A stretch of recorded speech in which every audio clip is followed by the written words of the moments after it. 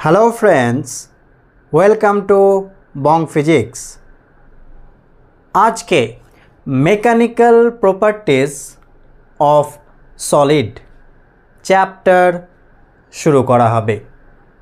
तो चलो सबाई हाथे खाता पेन निये नी এই চ্যাপ্টার शुरू करा যাক।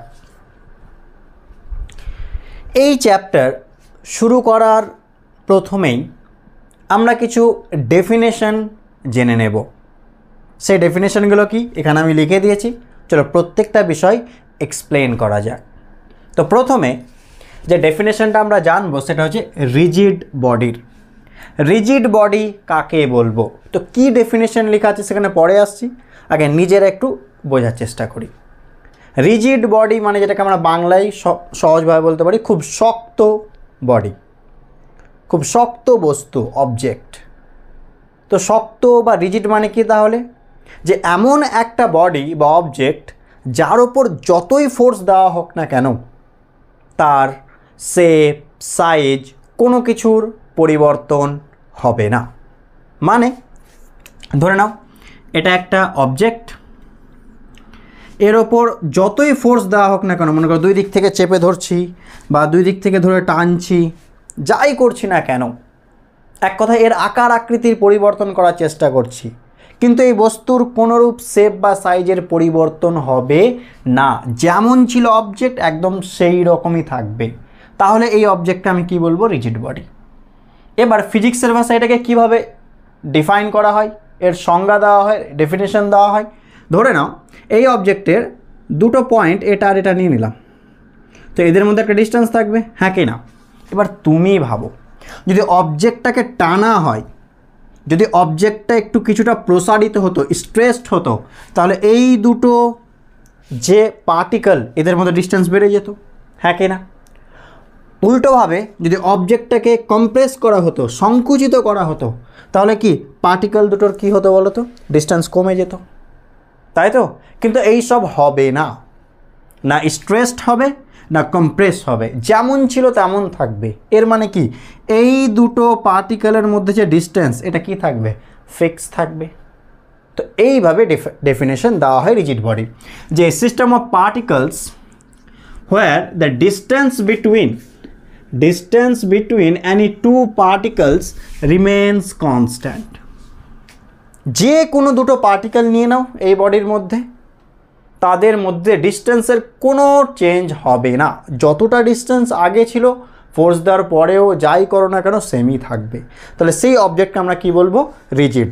যদিও বাস্তবে একেবারেই আইডিয়াল রিজিড বলে কিছু হয় না, কারণ ফোর্স দিলে কিছু না কিছু একটা চেঞ্জেস অল্প পরিমাণ হলেও আসবে। Next, deforming force. এই তো যে ফোর্স দিয়ে তার শেপ আর সাইজ চেঞ্জ করার চেষ্টা করছি, তাহলে সেটা লেখা আছে দেখো, এ force which changes the size or shape of a body. কোনো বডির শেপ সাইজ চেঞ্জ করে সেই ফোর্সকে বলা হচ্ছে ডিফর্মিং ফোর্স। নেক্সট, ইলাস্টিসিটি, যেটা বলতে পারো এই চ্যাপ্টারের মূল টপিক। ইলাস্টিসিটি মানে কি, সাপোজ ধরে নাও আমার কাছে একটা রাবারের বল আছে, ওকে, সেই বলটাকে আমি যদি কম্প্রেস করি তো কি ঘটবে, ছোট হয়ে যাবে, হ্যাঁ কেন, সংকুচিত হয়ে যাবে, কম্প্রেস হয়ে যাবে, আবার ছেড়ে দিলাম আবার আগের অবস্থায় ফিরে আসবে। এই যে প্রপার্টি একেই বলা হয় ইলাস্টিসিটি। কোনো অবজেক্টের ওপর ফোর্স দিয়ে তার শেপ সাইজের পরিবর্তন করা হলো, যদি সেই বাইরে থেকে ফোর্সটা সরিয়ে নেওয়া হয় তাহলে অবজেক্টটা তার আগের শেপ সাইজে ফিরে আসবে, তার অরিজিনাল শেপ সাইজে ফিরে আসবে। এই যে প্রপার্টি বডির একেই বলা হচ্ছে elasticity. It is the property of a body, solid বলতে পারো, due to which the body regains its original size and shape after the removal of deforming force. Deforming ফোর্সকে সরিয়ে নিলে, রিমুভ করে দিলে সে তার আগের অরিজিনাল শেপ সাইজ ফিরে পাবে, তাকেই বলা হচ্ছে ইলাস্টিসিটি। সেই প্রপার্টিটাকে বলা হচ্ছে ইলাস্টিসিটি। বুঝতে পারলাম তাহলে? নেক্সট, পারফেক্টলি, এটা ইলাস্টিক হবে, পারফেক্টলি ইলাস্টিক বডি। এর মানে কি দেখো, পারফেক্টলি ইলাস্টিক মানে একটা অবজেক্ট আছে, একটা বডি আছে, তার উপর ডিফর্মিং ফোর্স দেওয়া হলো, তার শেপ বা সাইজের চেঞ্জেস এলো, ফোর্স সরিয়ে নেওয়া হলো, আগে যেমন অবজেক্টটা ছিল ঠিক সেই রকম হুবহু আগের অবস্থাতেই ফিরে আসবে, কোনোরূপ চেঞ্জেস হবে না। যেমন ছিল তেমন ফিরে আসবে, তাহলে তাকে বলেছে perfectly elastic body. After the removal of deforming ফোর্সটাকে যখন সরিয়ে নেব, the body regains its original, যেমন ছিল তেমন shape and size completely and immediately, সাথে সাথে, এবং তার অরিজিনাল শেপ সম্পূর্ণভাবে ফিরে পাবে। ঠিক আছে, নেক্সট পারফেক্টলি প্লাস্টিক বডি, এটা অপোজিট। ফোর্স দিলাম, চেঞ্জ করলাম, তার শেপ সাইজের চেঞ্জ হলো, ফোর্স সরিয়ে নিলাম, তাহলে কি হবে, সেই অবজেক্টটা তার আগের অবস্থা তো ফিরে পাবেই না, যেমন চেঞ্জেস ছিল তেমনই থেকে যাবে। বুঝতে পারলাম কি পারলাম না? অবজেক্ট নিলাম, ডিফর্মিং ফোর্স দিয়ে মনে করো ওকে কম্প্রেস করে দিলাম, ফোর্স সরিয়ে নিলাম, তাহলে ওই রকমই থেকে গেল। ঠিক আছে, আগের অবস্থাতে ফিরবেই না, যেমন তুমি ডিফর্ম করেছো তেমনই থেকে যাবে। ঠিক আছে, after the removal of deforming force the body does not show any tendency to regain its original size and shape, কোনোরূপ টেন্ডেন্সিই দেখাবে না সে আগের অবস্থায় ফিরে আসার, মানে যেমন ছিল তেমনই থেকে যাবে। একে বলা যায় পারফেক্টলি প্লাস্টিক বডি। এবার এই যে ইলাস্টিসিটি কেন হচ্ছে, আমরা যখন ডিফর্মিং ফোর্স দিচ্ছি এর শেপ আর সাইজের যে পরিবর্তন হচ্ছে, যে ডিফর্মিং ফোর্স সরিয়ে নিলে আবার কি আগের অবস্থায় ফিরে আসছে, অরিজিনাল শেপে ফিরে আসছে, তো এটা কেন হচ্ছে এর আমরা একটু অ্যাটমিক লেভেলে বিষয়টা দেখব যে কী ঘটছে। এটাকে আমরা একটা বিষয়ের সাথে তুলনা করব, তাহলে বিষয়টা একদম জলের মতো পরিষ্কার হয়ে যাবে। তো সেই জিনিসটা কি, চলো তুলনা করা যাক। সাপোজ ধরে নাও বডি মানে কি, অবজেক্ট মানে কি, অসংখ্য অ্যাটম নিয়ে গঠিত, হ্যাঁ কি না? আচ্ছা, তো আমি একটা এক্সাম্পল দিই, তাহলে সব ভালো করে বুঝতে পারবো। ধরে নাও এইভাবে বোঝার চেষ্টা করো, এগুলো স্প্রিং, এরকম ভাবো, এগুলো বিভিন্ন টাইপসের বল আছে, মনে করো স্প্রিং দ্বারা কানেক্টেড আছে। ঠিক আছে, আমি বেশি আঁকছি না, জাস্ট কয়েকটা আঁকছি বোঝানোর জন্য, জাস্ট বিষয়টা, আর কিছু না। ওকে, শুধু খালি বিষয়টা বুঝে নিও যে কী ঘটছে এখানে, তাহলে একটা আইডিয়া পেয়ে যাবে, হ্যাঁ এটা তো পসিবল, এইভাবেই তো হওয়া উচিত। ঠিক আছে, তুমি যত পারো আঁকতে পারো, আমি কয়েকটা জাস্ট আঁকছি। ওকে, জাস্ট কয়েকটা আঁকলাম। এগুলো এক একটা বল মনে করো, এগুলো এক একটা বল স্প্রিংয়ের সাথে কানেক্টেড আছে। ওকে, এবার তুমি বলো কি ঘটবে, একটু ভেবে দেখো। আগে এটা বাদ দাও, আগে সিম্পলি এটা দেখো কি ঘটবে। একটা স্প্রিং ভাবো, একটা স্প্রিংকে যদি স্ট্রেচ করি, প্রসারিত করি, ঠিক আছে, ছেড়ে দিলে কী হবে, আগের অবস্থায় ফিরে আসবে। একটা স্প্রিংকে যদি কম্প্রেস করি, ছেড়ে দিলে কী হবে, আগের অবস্থায় ফিরে আসবে, হ্যাঁ কি না? সেম জিনিস, ওই চিত্রটা এখানে কম্পেয়ার করো। এটা মনে করো বডি, একটা বডি আছে, তো যে কোনো শেপের একটা বডি আছে, সেই বডির কিছুটা অংশ, ছোট্ট একটা অংশ আমরা দেখছি যে কী ঘটছে এখানে। ওকে, অ্যাটমিক লেভেলটা দেখছে কী ঘটছে।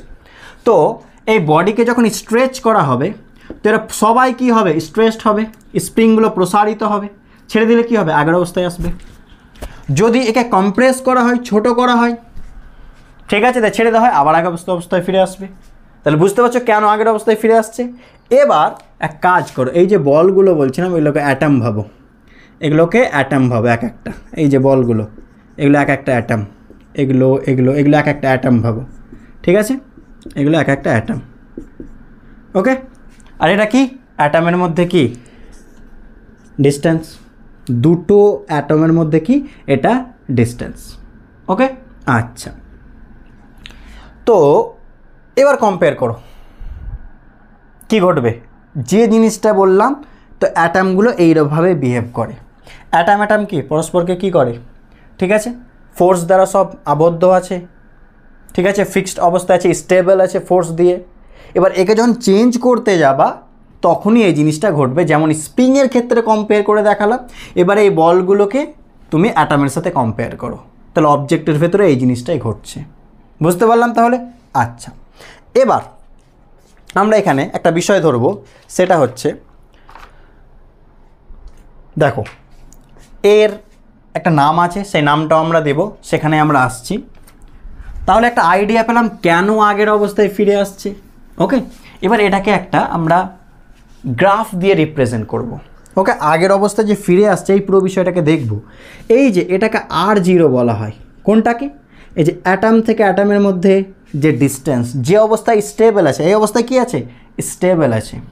ওকে, এটাকে আমরা কি বলতে পারি, ইন্টার অ্যাটমিক ডিস্টেন্স। ঠিক আছে, অ্যাটমের মধ্যে যে ডিস্টেন্স, ইন্টার অ্যাটমিক ডিস্টেন্স এটা। ওকে, অ্যাটম থেকে অ্যাটমের মধ্যে ডিস্টেন্স, এই ডিস্টেন্সের মধ্যে কি অবস্থায় আছে? স্টেবল আছে। ওকে, এটা স্টেবল বা ইকুইলিব্রিয়াম পজিশনে আছে, এটাও বলতে পারো, ইকুইলিব্রিয়াম পজিশনে আছে। এবার যখন এই আর নটটা চেঞ্জ হবে, হয় ছোট হবে, কম্প্রেস করো, বা দূরে নিয়ে যাও, তখন অবজেক্টটা পুরো বডিটা আবার কোন অবস্থায় ফিরে আসার চেষ্টা করবে? এই যে অ্যাটমগুলো আবার আর নট অবস্থায় ফিরে আসার চেষ্টা করবে। তার কারণটা কি? আর নট, এই যে ডিস্টেন্স অ্যাটমের মধ্যে অ্যাটম, ইন্টার অ্যাটমিক ডিস্টেন্স, এই ডিস্টেন্সটা হচ্ছে এদের ক্ষেত্রে কি স্টেবল পজিশন বা ইকুইলিব্রিয়াম পজিশন। আর নটের ডিস্টেন্স কম করো, মানে যখন কম্প্রেস করবা কমে যাবে, যখন স্ট্রেচ করবা বেড়ে যাবে, তখনই সে আবার আগের অবস্থায় ফিরে আসার চেষ্টা করবে। আর নট এই ডিস্টেন্সে ফিরে আসার চেষ্টা করবে। কেন আসবে? একটা এক্সাম্পল দিয়ে বোঝানো হলো। যেমন স্প্রিংয়ের ক্ষেত্রে যে জিনিসটা ঘটে, সেটাই এই অ্যাটমিক লেভেলেও ঘটে। তো এটাকে আমরা কার সাথে দেখবো? একটু পোটেনশিয়াল এনার্জি আর ফোর্সের সাহায্যে একটু দেখা যায়। ঠিক আছে, একটু গ্রাফগুলো জাস্ট জেনে রাখো, দেখে রাখো যে কী বিষয়টা ঘটে। ওকে, আচ্ছা, এটা সে একই রকম আর, এটা পোটেনশিয়াল এনার্জি ইউ। কোনটা কি লিখে দিচ্ছি এখানে? ইউটা হচ্ছে পোটেনশিয়াল এনার্জি, পোটেনশিয়াল এনার্জি ওই তো অ্যাটমগুলোর। আর এখানে আরটা কি বলো তো? এই তো interatomic distance, atomic distance. Okay, এবার এটা হচ্ছে R0, মানে এই অবস্থাতে কি স্টেবল। এবার আমি একটা গ্রাফ আঁকছি, মোটামুটি আইডিয়া পেয়ে যাবে। তাহলে জাস্ট একটু জেনে রাখো, অনেক সময় গ্রাফটা বিভিন্ন রকম বইয়ে পেয়ে যাবে, তো যাতে বুঝতে পারো যে কী ঘটছে গ্রাফে, সেরকম আমি একটা মোটামুটি আঁকার চেষ্টা করছি। ওকে, এরকম। এটা কিসের গ্রাফ নিজেরাই বুঝতে পারবে। এটা হচ্ছে পোটেনশিয়াল এনার্জির সাথে কার? এই তো অ্যাটমগুলোর সাথে কি ইন্টার অ্যাটমিক ডিস্টেন্সের গ্রাফ। এর মানে কি? চলো আমরা এই দুটো অ্যাটমের ক্ষেত্রে ভাবো, যে কোনো দুটো অ্যাটমের ক্ষেত্রে ভাবো, পোটেনশিয়াল এনার্জি ভাবো আর তার সাথে ডিস্টেন্সের কথা ভাবো। তো এটা আমরা জানি পোটেনশিয়াল এনার্জি যত কম হয় সেই সিস্টেম তত বেশি কিসে থাকে? স্টেবল থাকে। ওকে, এবার ভালো করে দেখো R0 ডিস্টেন্সে, দেখো R0 ডিস্টেন্সে এই যে পোটেনশিয়াল এনার্জি, এটা কি মিনিমাম, পোটেনশিয়াল এনার্জিটা মিনিমাম। এবার পোটেনশিয়াল এনার্জি মিনিমাম মানে কি অবস্থা? স্টেবল বা ইকুইলিব্রিয়াম পজিশন। ওকে, এই অবস্থায় অবজেক্ট একদম স্টেবল আছে, কোনো বিষয় নেই। ওকে, যেটা অরিজিনাল শেপ বলতে পারো। সমস্যা কোথায় হবে? ভালো করে দেখো, যখনই আর নটের থেকে ডিস্টেন্স বাড়াতে চাইবে, দেখো আর নটের থেকে ডিস্টেন্স বাড়াতে চাইবে বা আর নটের থেকে ডিস্টেন্স কি কমাতে চাইবে, সেই ক্ষেত্রেই দেখো পোটেনশিয়াল এনার্জির চেঞ্জেস চলে আসছে।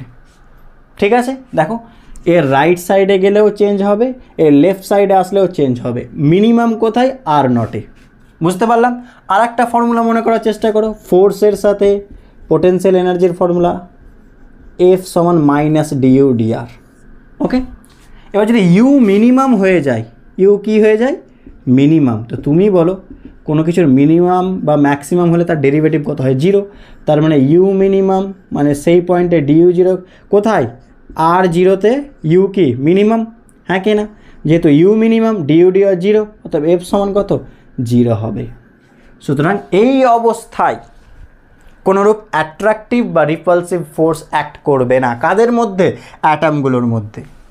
কোনোরূপ অ্যাট্রাকটিভ বা রিপালসিভ ফোর্স অ্যাক্ট করবে না। তুমি ভালো করে দেখো, যখন অ্যাটমগুলোকে দূরে নিয়ে যাচ্ছিলাম, দূরে মানে কি? যখন অবজেক্টটাকে স্ট্রেচ করছিলাম, তো অ্যাটমগুলোকে দূরে যাচ্ছিল পরস্পর থেকে, তো আর নট থেকে ডিস্টেন্স কি বেড়ে যাচ্ছিল, তো আর নট থেকে ডিস্টেন্স বেড়ে যাওয়া মানে এপাশে, তো বেড়ে গেল, ছেড়ে দিলে কি হবে? আগের অবস্থায় ফিরে আসছে, মানে কি করলো? অ্যাট্রাকশন হলো। তাহলে এর রাইট সাইডে কি ঘটবে? অ্যাট্রাকশন ঘটবে। বুঝতে পারলাম কি পারলাম না? কোথায়? যখন ডিস্টেন্সটা আর নটের থেকে বেশি হবে, তখন অ্যাটমগুলোর মধ্যে অ্যাট্রাকশন ঘটবে। নেক্সট অপোজিটটা ভাবো, কম্প্রেস করো, কম্প্রেস করলে আর নটের থেকে ডিস্টেন্স কমে যাবে। কম্প্রেস করে আছো, ছেড়ে দাও, আবার আগের অবস্থায় ফিরে গেল। তো আগের অবস্থায় ফিরে গেল মানে কি? রিপেল করলো। তাহলে আর নটের ভেতরে এখানে কি করবে?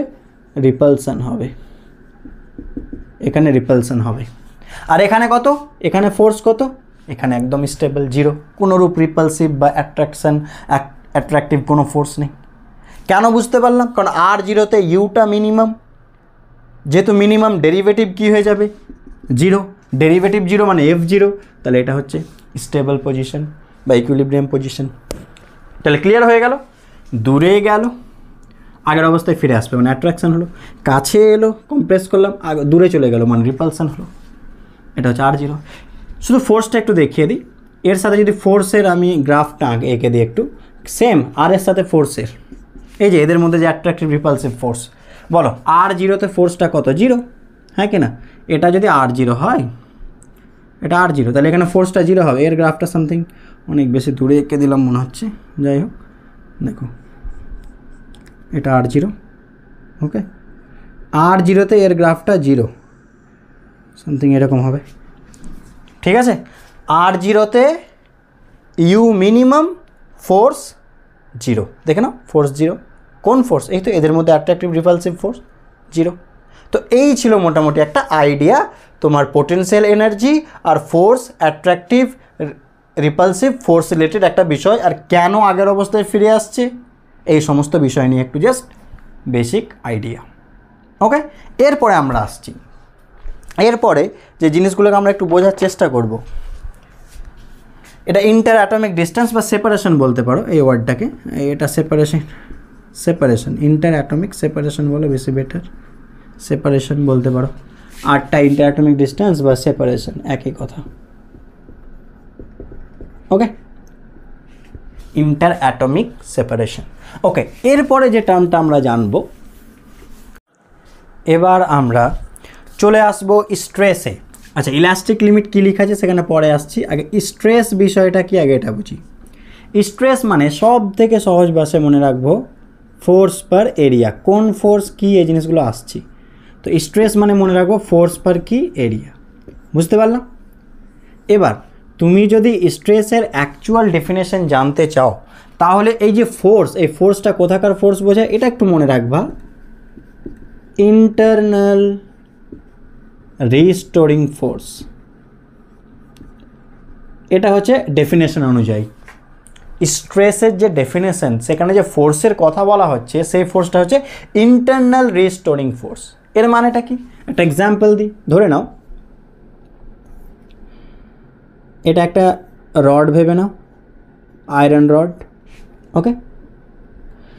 এর এরিয়া এ, ক্রস সেকশনাল এরিয়া, নিচে এফ ফোর্স দেওয়া হলো, মানে এক কথায় ফোর্স দিয়ে, আর এই পাশটা মনে করো কানেক্টেড আছে, ওকে, ফিক্সড আছে, এফ ফোর্স দিয়ে এই রডটার লেন্থকে ইনক্রিজ করার চেষ্টা করা হচ্ছে, এরকম ভাবো, ঠিক আছে?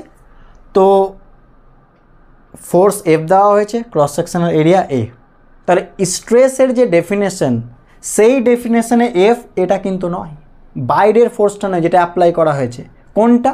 শোনো, এই যে বাইরের ফোর্স দিয়ে কি করার চেষ্টা করা হবে, এর লেন্থকে ইনক্রিজ করার চেষ্টা করা হবে।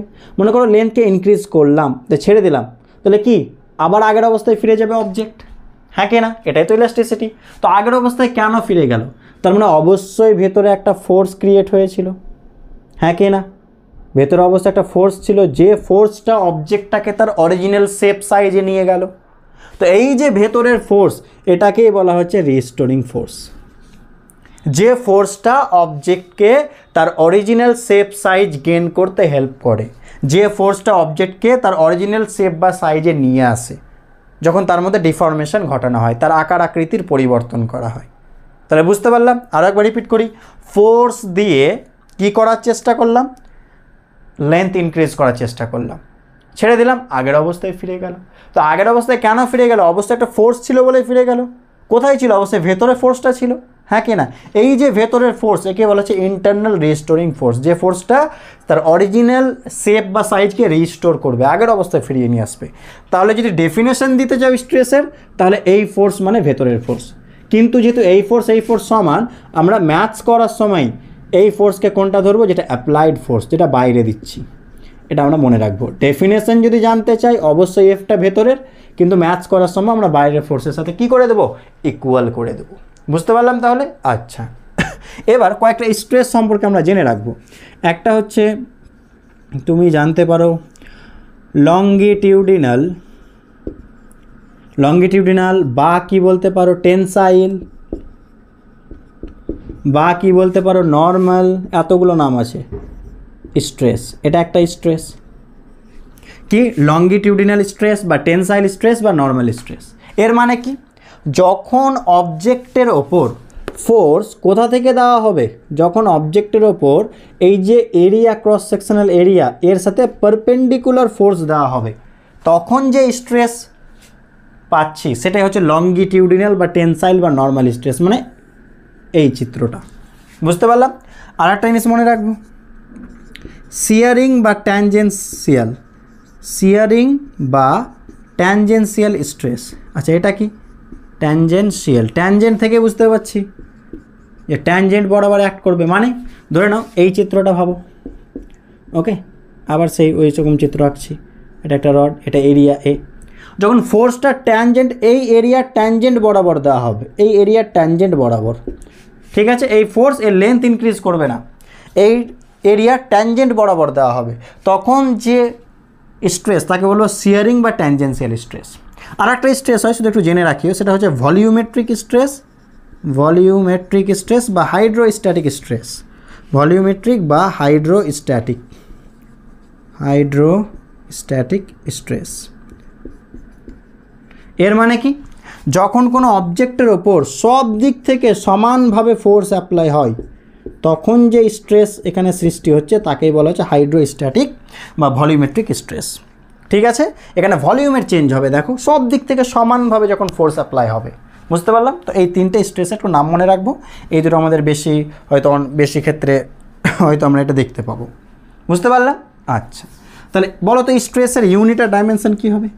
স্ট্রেসের ইউনিট, চলো বলো ইউনিট কী হবে? চলো সিজিএস এসআই দুটোই লিখে নিচ্ছি। ফোর্স পার এরিয়া, তাহলে dyne per centi square CGS. SI কী হবে? Newton per metre square. Newton per metre স্কোয়ারকে কী বলা হয়? পাস্কেল বলা হয়, অর দিয়ে লিখলাম পাস্কেল, বুঝতে পারলাম। আচ্ছা ডাইমেনশন কী হবে বলো? ডাইমেনশন ফোর্স পার এরিয়া, মানে কিসের ডাইমেনশন? প্রেসারের, তাহলে M L inverse T inverse two ফোর্সের এরিয়া বাই ফোর্সের ডাইমেনশন বাই এরিয়া, তাহলে এটা চলে আসবে।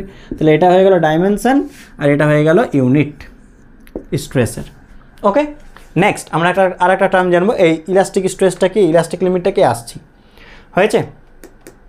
আচ্ছা এবার চলে ইলাস্টিক লিমিটটা পড়ি। এক্ষুনি কি বলা হলো যে একটা অবজেক্টকে ফোর্স দিয়ে মনে করো আমি স্ট্রেচ করছি, তো কিছুটা স্ট্রেচ করলাম, ছেড়ে দিলাম, আগের অবস্থায় ফিরে এলো। যদি অনেক বেশি ফোর্স দিই তাহলে ফোর্স পার এরিয়া কি স্ট্রেসও অনেক বেশি হয়ে যাবে, হ্যাঁ কি না? তাহলে এত বেশি ফোর্স দিয়ে দিলাম যে অবজেক্টটার আগের অবস্থা গেইন করতে পারলো না, ঠিক আছে? তো যে ম্যাক্সিমাম স্ট্রেস পর্যন্ত অবজেক্টকে ডিফর্ম করলে, তার আকার আকৃতির পরিবর্তন করলে সে তার আগের অবস্থায় ফিরে আসতে পারবে, তার অরিজিনাল শেপে ফিরে আসতে পারে, শেপ বা সাইজে ফিরে আসতে পারবে, সেই ম্যাক্সিমাম স্ট্রেসকেই বলা হচ্ছে ইলাস্টিক লিমিট। মানে সেই ম্যাক্সিমাম স্ট্রেস পর্যন্ত সে তার অরিজিনাল শেপ গেইন করতে পারবে, তার থেকে বেশি ফোর্স দিলে সে গেইন করতে পারবে না। তাহলে বুঝতে পারলাম? তো এটা হচ্ছে the maximum stress within which the body regains its original size and shape after removal of deforming force is called elastic limit. Maximum স্ট্রেসটা তার থেকে বেশি দিলে সে অরিজিনাল শেপ গেইন করতে পারবে না। ক্লিয়ার হয়ে গেল? আচ্ছা এখানে আরেকটা টার্ম আমরা জানবো, সেটা হচ্ছে স্ট্রেন। স্ট্রেস হলো, এবার কি জানবো? স্ট্রেন। স্ট্রেন যদি এর মানে সব থেকে ভালো এর ডেফিনেশন জানতে চাও তাহলে এটা জানতে পারো ফ্র্যাকশনাল চেঞ্জ। ফ্র্যাকশনাল চেঞ্জ এটা হচ্ছে সব থেকে অ্যাকচুয়াল এর ডেফিনেশন বলতে পারো, ফ্র্যাকশনাল চেঞ্জ। স্ট্রেন মানে কি? Fractional change. মানে একটা এক্সাম্পল দিয়ে বুঝে যাবা। ধরে নাও এরই একটা এক্সাম্পল দিচ্ছি, তাহলে স্ট্রেন মানে কি লিখতে পারি দেখো। তাহলে স্ট্রেন মানে ফ্র্যাকশনাল চেঞ্জ, মানে এক্সাম্পল দিচ্ছি, এটা মনে করো একটা রড বা ওয়্যার যার লেন্থ মনে করো এল, ঠিক আছে? এবার এই ওয়্যারের ওপর ফোর্স দেওয়া হলো, ফোর্স দিয়ে এর লেন্থ ইনক্রিজ করা হলো, ঠিক আছে? এর ফোর্স দেওয়া হলো, ফোর্স দিয়ে লেন্থ ইনক্রিজ করা হলো। কতটা ইনক্রিজ করা হলো? এই যে এটুকু ইনক্রিজ পেলো, কতটা? এটা ডেল্টা এল ভাবো, বুঝতে পারলাম? এল লেন্থ ছিল, ফোর্স দিয়ে টেনে ডেল্টা এল লেন্থ ইনক্রিজ করলাম। তাহলে স্ট্রেন মানে কি? Fractional change. মানে কি? কতটা ইনক্রিজ হয়েছে বা চেঞ্জ ডেল্টা এল বাই কত ছিল, বুঝতে পারলাম কি পারলাম না? কতটা চেঞ্জ বাই কতর মধ্যে, কতটা লেন্থ চেঞ্জ হয়েছে বাই কতটা লেন্থ ছিল, চেঞ্জ বাই অ্যাকচুয়াল। মনে করো ভলিউম ছিল প্রথমে ভি, এটা মনে করো এটা ভলিউম ভি ছিল, আমি কম্প্রেস করে ডেল্টা ভি কমিয়ে দিলাম, তাহলে কতটা কমালাম, ডেল্টা ভি, তাহলে এটা হয়ে গেল strain, delta V by V. তাহলে আশা করছি বুঝতে পেরেছো, চেঞ্জ বাই অ্যাকচুয়াল, এভাবে মনে রাখলেই হবে। ওকে, বলো তো স্ট্রেনের ইউনিট আর ডাইমেনশন কী হবে, ভেবে দেখো। চেঞ্জ তো length by length, volume by volume change, তার মানে কী হবে বলো, এটা মনে রাখবা স্ট্রেন হচ্ছে ইউনিটলেস অ্যান্ড কি ডাইমেনশনলেস, এটা মনে রাখবা ইউনিটলেস অ্যান্ড ডাইমেনশনলেস, এটা হচ্ছে স্ট্রেস আর এটা হচ্ছে স্ট্রেন। বুঝতে পারলাম তাহলে? আচ্ছা, এবার আমরা পড়বো হুকস ল। আগে এই পর্যন্ত লিখে নাও, আমি একটু কলমে কালি ভরে নিই, হয়েছে। এবার আমরা হুকস ল পড়বো। ওকে, এই পর্যন্ত সবাই লিখে নিও। তাহলে স্ট্রেস আর স্ট্রেন সম্পর্কে বুঝতে পারলাম বিষয়টা। আচ্ছা, এবার আমরা আসছি হুকস লতে। হুকস ল কী বলছে দেখে নাও। সিম্পলি একটা জিনিস ভেবে দেখো। আচ্ছা বলো তো, তার মধ্যে একটা কোয়েশ্চেন করি, স্টিল বেশি ইলাস্টিক না রাবার? বলো, স্টিল বেশি ইলাস্টিক না rubber? Steel is more or less, বলো, ইলাস্টিক দেন রাবার? বলার চেষ্টা করে দেখি, কে বেশি elastic? Steel is dash elastic than rubber, এখানে মোর হবে না লেস হবে? Steel is more elastic than rubber আর steel is less elastic than rubber? ভেবে দেখো। আমরা সাধারণত ডে টু ডে লাইফে, প্র্যাকটিক্যাল লাইফে ইলাস্টিক মানে কি বুঝি, যে কোনো অবজেক্টকে খুব সহজে টানা যাচ্ছে, হ্যাঁ কি না, সহজে এটাই তো বুঝি ইলাস্টিক মানে। বাট ফিজিক্সে উল্টো, যদি চেঞ্জ করতে খুব বেশি ফোর্স লাগছে তার মানে বেশি ইলাস্টিক, যদি সহজেই চেঞ্জ হয়ে যাচ্ছে তাহলে কম ইলাস্টিক। তাহলে বলো রাবারকে চেঞ্জ করা খুব সহজ না স্টিলকে? রাবারকে খুব সহজ, তাহলে এটা কম ইলাস্টিক। স্টিলকে চেঞ্জ করা খুব কঠিন, তাহলে এটা বেশি ইলাস্টিক। তাহলে বুঝতে পারলে তাহলে এর শেপ সাইজ চেঞ্জ করা, তার মানে স্টিল ইজ কি মোর ইলাস্টিক দেন রাবার, এটা মনে রাখি। এটা প্র্যাকটিক্যাল লাইফের সাথে উল্টো। ওকে, চেঞ্জ করতে যত ফোর্স তত বেশি মনে রাখবো যে ইলাস্টিক। হ্যাঁ, এবার আমরা যেটা আসছিলাম হুকস লতে চলে আসছি। দেখো হুকস ল কী বলছি,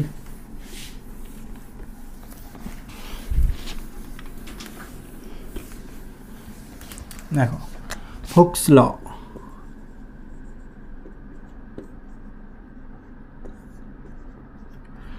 আচ্ছা ভেবে দেখো, আচ্ছা বলো তো, আগে স্ট্রেন ঘটছে না আগে স্ট্রেস ঘটছে? ভেবে দেখো তো, ভেবে দেখো। আর একবার রিপিট করি, আগে স্ট্রেস না আগে স্ট্রেন? মানে একটা এক্সাম্পল দিচ্ছি, ধরে নাও এই যে সেই রডটাই ভাবো, আমি এর ওপর ফোর্স দিয়ে একে এর লেন্থ ইনক্রিজ করার চেষ্টা করছি। ওকে, তো চেঞ্জ মানেই কি স্ট্রেন, আর স্ট্রেস মানে কি ফোর্স পার এরিয়া। তাহলে আগে কি ঘটছে বলো, আগে স্ট্রেস ঘটছে না আগে স্ট্রেন? একটু ভেবে দেখো, কোনটা কারণ কোনটা ইফেক্ট, এটা একটু বলার চেষ্টা করো। কোনটা কারণ কোনটা রেজাল্ট? রেজাল্ট কে রিজন কে? বলো, রিজন কোনটা আর রেজাল্ট কোনটা, এটা আগে বুঝতে হবে।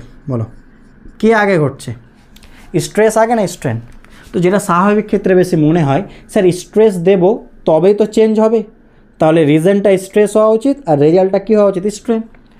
স্ট্রেস দিলে তবেই তো চেঞ্জ হবে, হ্যাঁ কি না? তাহলে আগে স্ট্রেস তারপরে কি স্ট্রেন, কিন্তু না, উল্টো। স্ট্রেসের ডেফিনেশনে বাইরের ফোর্স না ভেতরের ফোর্স? ভেতরের ফোর্স। তো ভেতরের ফোর্স আসবে কখন, রিস্টোর করবে কখন, যখন চেঞ্জ হবে, হ্যাঁ কি না? তো মনে রাখবা রিজন হচ্ছে স্ট্রেন, আগে চেঞ্জ ঘটবে তবেই তো ভেতরে রিস্টোরিং ফোর্স ক্রিয়েট হবে, মানে কি স্ট্রেস তৈরি হবে। ঠিক আছে, আমরা ম্যাথমেটিক্যালি বাইরের ফোর্সের সাথে সমান করে দিচ্ছি, কিন্তু অ্যাকচুয়াল তো ভেতরেরটা। তো চেঞ্জ হলে তবেই তো ভেতরে রিস্টোর করবে, তার অরিজিনাল শেপে নিয়ে আসবে না, চেঞ্জ হওয়ার আগে তো আসবে না। তো চেঞ্জ হবে তার তখন ভেতরে ক্রিয়েট হবে, তার মানে আগের স্ট্রেন পরে স্ট্রেস।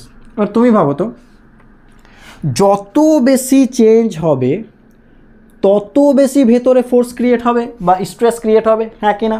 তাহলে এই দুটো পরস্পরের কি সমানুপাতিক। তার মানে তো হুকস ল বলছে উইদিন ইলাস্টিক লিমিট, অবশ্যই ওই লিমিট বাইরে গেলে চলবে না, ইলাস্টিক লিমিট, যাতে আগের অবস্থায় ফিরে আসে তার জন্য উইদিন ইলাস্টিক লিমিট। কি বলছে, কাকে আগে পরে লিখব, স্ট্রেস প্রপোর্শনাল টু স্ট্রেন, এটা মনে রাখতে হবে। স্ট্রেস স্ট্রেনের প্রপোর্শনাল, যত বেশি চেঞ্জ তত বেশি ভেতরে স্ট্রেস ক্রিয়েট হবে, যত বেশি স্ট্রেন তত বেশি স্ট্রেস। তাহলে ইকুয়াল করলে কি হবে বলো, তাহলে স্ট্রেস ইকুয়াল কনস্ট্যান্ট করতে হবে, একটা কনস্ট্যান্ট ইন্টু কি স্ট্রেন, হ্যাঁ কি না, হয়েছে।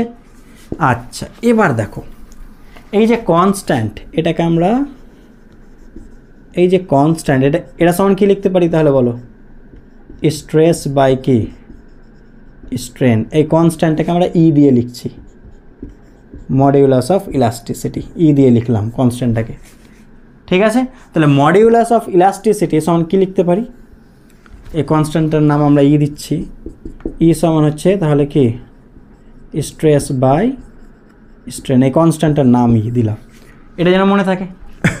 ইটাকে কি বলা হয় মনে রাখবা, মডিউলাস অফ ইলাস্টিসিটি, বা কি লিখতে পারি, বা এটাকে লিখতে পারি coefficient of elasticity, coefficient of elasticity. এটা কার ওপর ডিপেন্ড করে মনে রাখবা, depends on material of the object, material of the object और বডি, যা লিখবে লিখো, অবজেক্ট বডি যেটা বা metal, depends on the material of the object. ওই যে অবজেক্টটা কি দিয়ে তৈরি, আয়রন দিয়ে তৈরি, ঠিক আছে, না কপার দিয়ে তৈরি, না স্টিল দিয়ে তৈরি, কি দিয়ে তৈরি তার ওপর ডিপেন্ড করে এই ইটা, মডিউলাস অফ ইলাস্টিসিটি, ঠিক আছে। এটা একটু আমরা মনে রাখবো। আচ্ছা এবার হয়েছে, দেখে নাও এবার যেটা আমরা জানবো মেটাই, ওকে। দেখো এবার এই চ্যাপ্টারে আমরা 3টে চেঞ্জ নিয়ে পড়বো। এই যে বললাম না ইলাস্টিসিটি মানে কি, চেঞ্জ করব তবেই তো আগের অবস্থায় ফিরে আসবে, হ্যাঁ কি না। তো এই চ্যাপ্টারে আমরা 3টে চেঞ্জ নিয়ে পড়বো। একটা লেন্থ চেঞ্জ, লেন্থকে আমরা চেঞ্জ করব। আচ্ছা আর কিসের চেঞ্জ পড়বো, এগুলো চেঞ্জ পড়বো, যে এগুলোর চেঞ্জ মানে এখানে ডিফর্ম ঘটাবো, কিসের অবজেক্টের কিসের চেঞ্জ করব, লেন্থের চেঞ্জ নিয়ে পড়বো। তারপরে কি ভলিউমের চেঞ্জ নিয়ে পড়বো। যখন ভলিউমের চেঞ্জ করব তখন শেপ সেম থাকবে, মনে রাখবা শেপের কোনো পরিবর্তন হবে না, শেপ কনস্ট্যান্ট, শেপ সেম থাকবে। নাম্বার 3 আর কি শেপের চেঞ্জ নিয়ে পড়ব, তখন কি ভলিউম কনস্ট্যান্ট থাকবে। এই 3টে জিনিস নিয়ে আমরা এই চ্যাপ্টারে পড়ব। কনস্ট্যান্ট লিখে দিও তাহলে হবে। যখন লেন্থের চেঞ্জ নিয়ে পড়বো এই চ্যাপ্টারে, ভলিউমের আর কি শেপের, ব্র্যাকেটে লেখা আছে কি কনস্ট্যান্ট থাকবে। তো প্রথমে আমরা পড়বো লেন্থের চেঞ্জ নিয়ে, ঠিক আছে। তো আমরা প্রথমে যে টপিকটা পড়বো সেখানে কিসের চেঞ্জ হবে, লেন্থের চেঞ্জ হবে, এই টপিক নিয়ে আমরা পড়বো, ওকে। আচ্ছা যেহেতু 3টে চেঞ্জ, আমরা 3টে মডিউলাস অফ ইলাস্টিসিটি পাবো, ওকে। তো আমি একটা চিত্র এঁকে দিই তাহলে বেশি বেটার হবে। ধরে নাও এটা একটা ওয়্যার, ওকে, এরিয়া এ, ফোর্স এফ দেওয়া হয়েছে, ফলে ওয়্যারটা কিছুটা লেন্থ ইনক্রিজ হলো, এটা আমরা এইভাবে ধরে নিচ্ছি, ঠিক আছে। কতটা লেন্থ ইনক্রিজ হলো এটা ধরলাম ডেল্টা এল লেন্থ ইনক্রিজ ছিল, আর ছিল লেন্থ কতটা, এটা এই লেন্থটা কত ছিল, এটা ছিল এল, তাহলে ছিল এল ইনক্রিজ হলো ডেল্টা এল। কত ফোর্স দেওয়া আছে এফ, আর ক্রস সেকশনাল এরিয়া কি এ, বুঝতে পারলাম চিত্র। তাহলে আমরা মডিউলাস অফ ইলাস্টিসিটি মানে কি বুঝলাম বলো, স্ট্রেস বাই স্ট্রেন। তো লেন্থের জন্য যে মডিউলাস অফ ইলাস্টিসিটি হবে তাকে বলা হচ্ছে ইয়াংস মডিউলাস। বললাম না 3টে মডিউলাস পাবো, ইয়াংস মডিউলাস লেন্থের। আচ্ছা এর স্ট্রেসকে কি বলবো, লংগিটিউডিনাল স্ট্রেস, লংগিটিউডিনাল স্ট্রেস। আর এর স্ট্রেনকে কি বলবো, সেম একই কথা, লংগিটিউডিনাল স্ট্রেন লিখে দিলাম, ঠিক আছে। এবার দেখো ইয়াংস মডুলাসকে ক্যাপিটাল ওয়াই দিয়ে ডিনোট করলাম। স্ট্রেস মানে কি ফোর্স পার এরিয়া। চেঞ্জ দেখো স্ট্রেন মানে ফ্র্যাকশনাল চেঞ্জ, কতটা চেঞ্জ হচ্ছে ডেল্টা এল কতর মধ্যে, এল এর মধ্যে। তাহলে আমরা কি পাচ্ছি দেখো এফ বাই এ, এল ওপরে চলে গেল, ডেল্টা এল নিচে থাকলো। এটা যেন মুখস্থ থাকে, মেন ফর্মুলা এটাই। এবার অনেক সময় মনে রাখিও কোনটা কি মেন ফর্মুলা, এটাই আগেই বলে দিলাম, যা কিছু হবে এটা দিয়ে। অনেক সময় দেখা গেল এখানে এফ ফোর্সের জায়গায় তোমাকে বলে দিতে পারবে একটা এম মাস ঝুলিয়ে দেওয়া হলো। তুমি ভাবো এখানে যদি একটা এম মাস ঝুলিয়ে দেওয়া হয় তাহলে এখানে কত ফোর্স অ্যাক্ট করবে নিচে, এমজি। তো এটা আমি একটু বলে দিচ্ছি, যদি নিচে বলে যে এম মাস ঝুলিয়ে দেওয়া হয়েছে, ফলে তো তার ওজনটা কি, তার ওয়েটটা নিচে ক্রিয়া করবে। তাহলে এম মাস বললে এফের জায়গায় এমজি লিখে দেবা। আর যদি রেডিয়াস বলে দেয়, ক্রস সেকশনের রেডিয়াস বলা যায়, তাহলে এ সমান কী হয়ে যাবে বলো, পায়ের স্কোয়ার। তো এই দুটো জিনিস মনে রাখিও, ঠিক আছে। যদি এম মাস বলে দেয় যে এম মাস এখানে যুক্ত আছে, তার মানে এফের জায়গায় এমজি বসিয়ে দাও। আর যদি বলে যে রেডিয়াস ডায়ামিটার, তাহলে এর জায়গায় পায়ের স্কোয়ার বসিয়ে দেবে। মেন ফর্মুলা এটা, বুঝতে পারলাম তাহলে। আচ্ছা, লেখা হয়েছে, ওকে। এবার আমরা ম্যাথসে আসবো। আচ্ছা বলো তো ইয়াংস মডুলাস কার প্রপার্টি, সলিড, লিকুইড আর গ্যাসের মধ্যে? ভেবে দেখো কার প্রপার্টি হবে। অবশ্যই সলিডের, কারণ লেন্থ শুধু কার থাকে, সলিডেরই তো থাকে।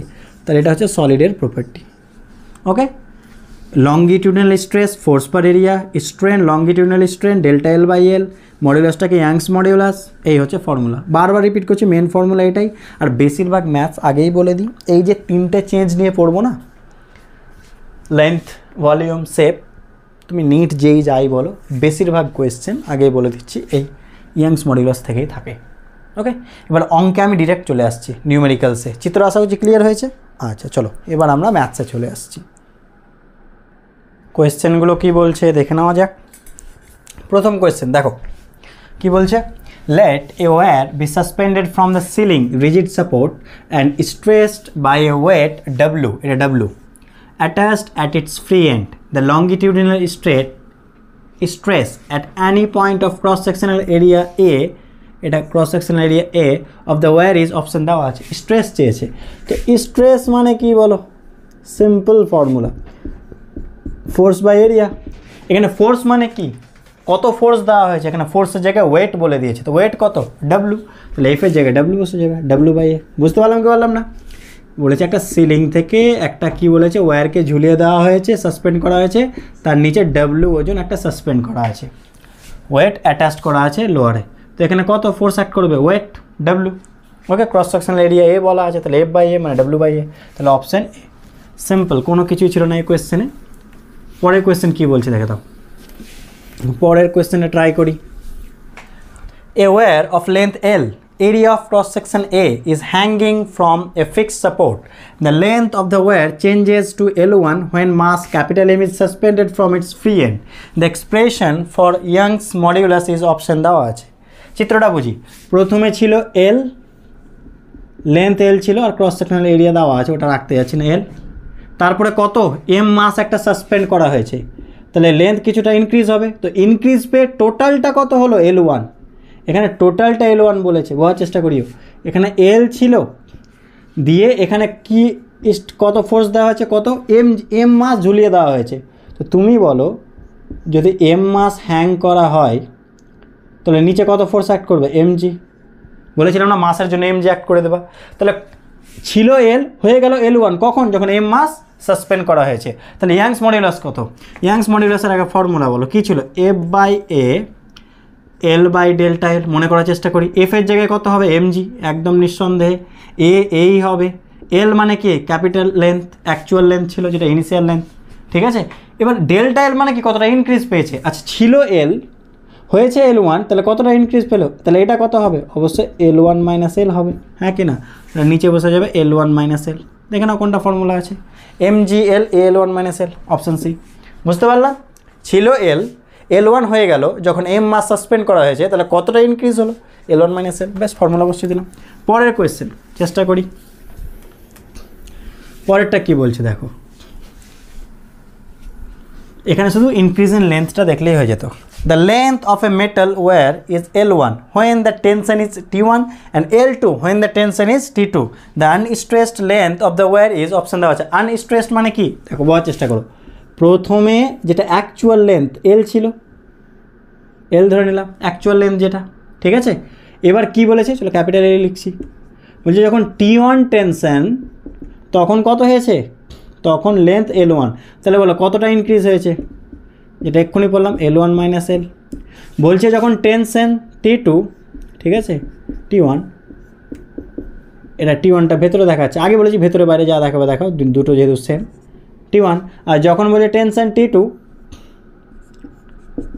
তখন টোটাল লেন্থটা কত L2, তাহলে আবার কতটা ইনক্রিজ পেলে বলো, এল এর থেকে কতটা ইনক্রিজ পেয়েছে, এটা কতটা L2 মাইনাস এল। বুঝতে পারলাম কি পারলাম না, দেখো আনস্ট্রেসড মানে প্রাথমিক অবস্থায় যেটা অ্যাকচুয়াল লেন্থ L, T1 যখন টেনশন তখন কত L1 মাইনাস এল, যখন T2 টেনশন তখন L2 মাইনাস এল ইনক্রিজ পাবে, হ্যাঁ কি না। তার কারণটা কি বলো, তার কারণটা হচ্ছে টোটাল লেন্থ L1 হয়েছে তাহলে increase L1 minus L, total length L2 হয়েছে তাহলে ইনক্রিজ L2 মাইনাস এল। তাহলে তুমিই বলো the length of metal wire is L1, দুটোই কি দিয়ে তৈরি, the length of a metal wire, দুটো বলতে কি এখানে তো একটাই ওয়্যার, বুঝতে পারলে কি পারলে না। দেখো the length of a metal wire, এই লেন্থটাকেই আমি দুইবার স্ট্রেসড করলাম, একবার T1 টেনশন দিয়ে একবার T2, তাহলে ওয়্যার কি চেঞ্জ হয়েছে না, ওয়্যার তো সেটাই আছে, যেহেতু ওয়্যারটা সেম আছে সুতরাং তাদের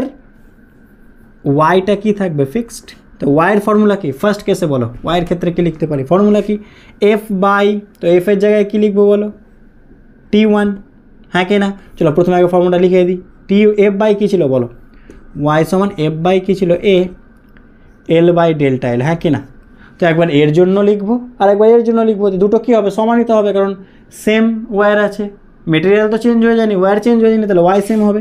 তাহলে প্রথম ক্ষেত্রে বলো টি এফের জায়গায় T1 বা এর জায়গায় কিছু বলেছে, এ বলে কিছু বলেছে না, চলো এই রাখলাম।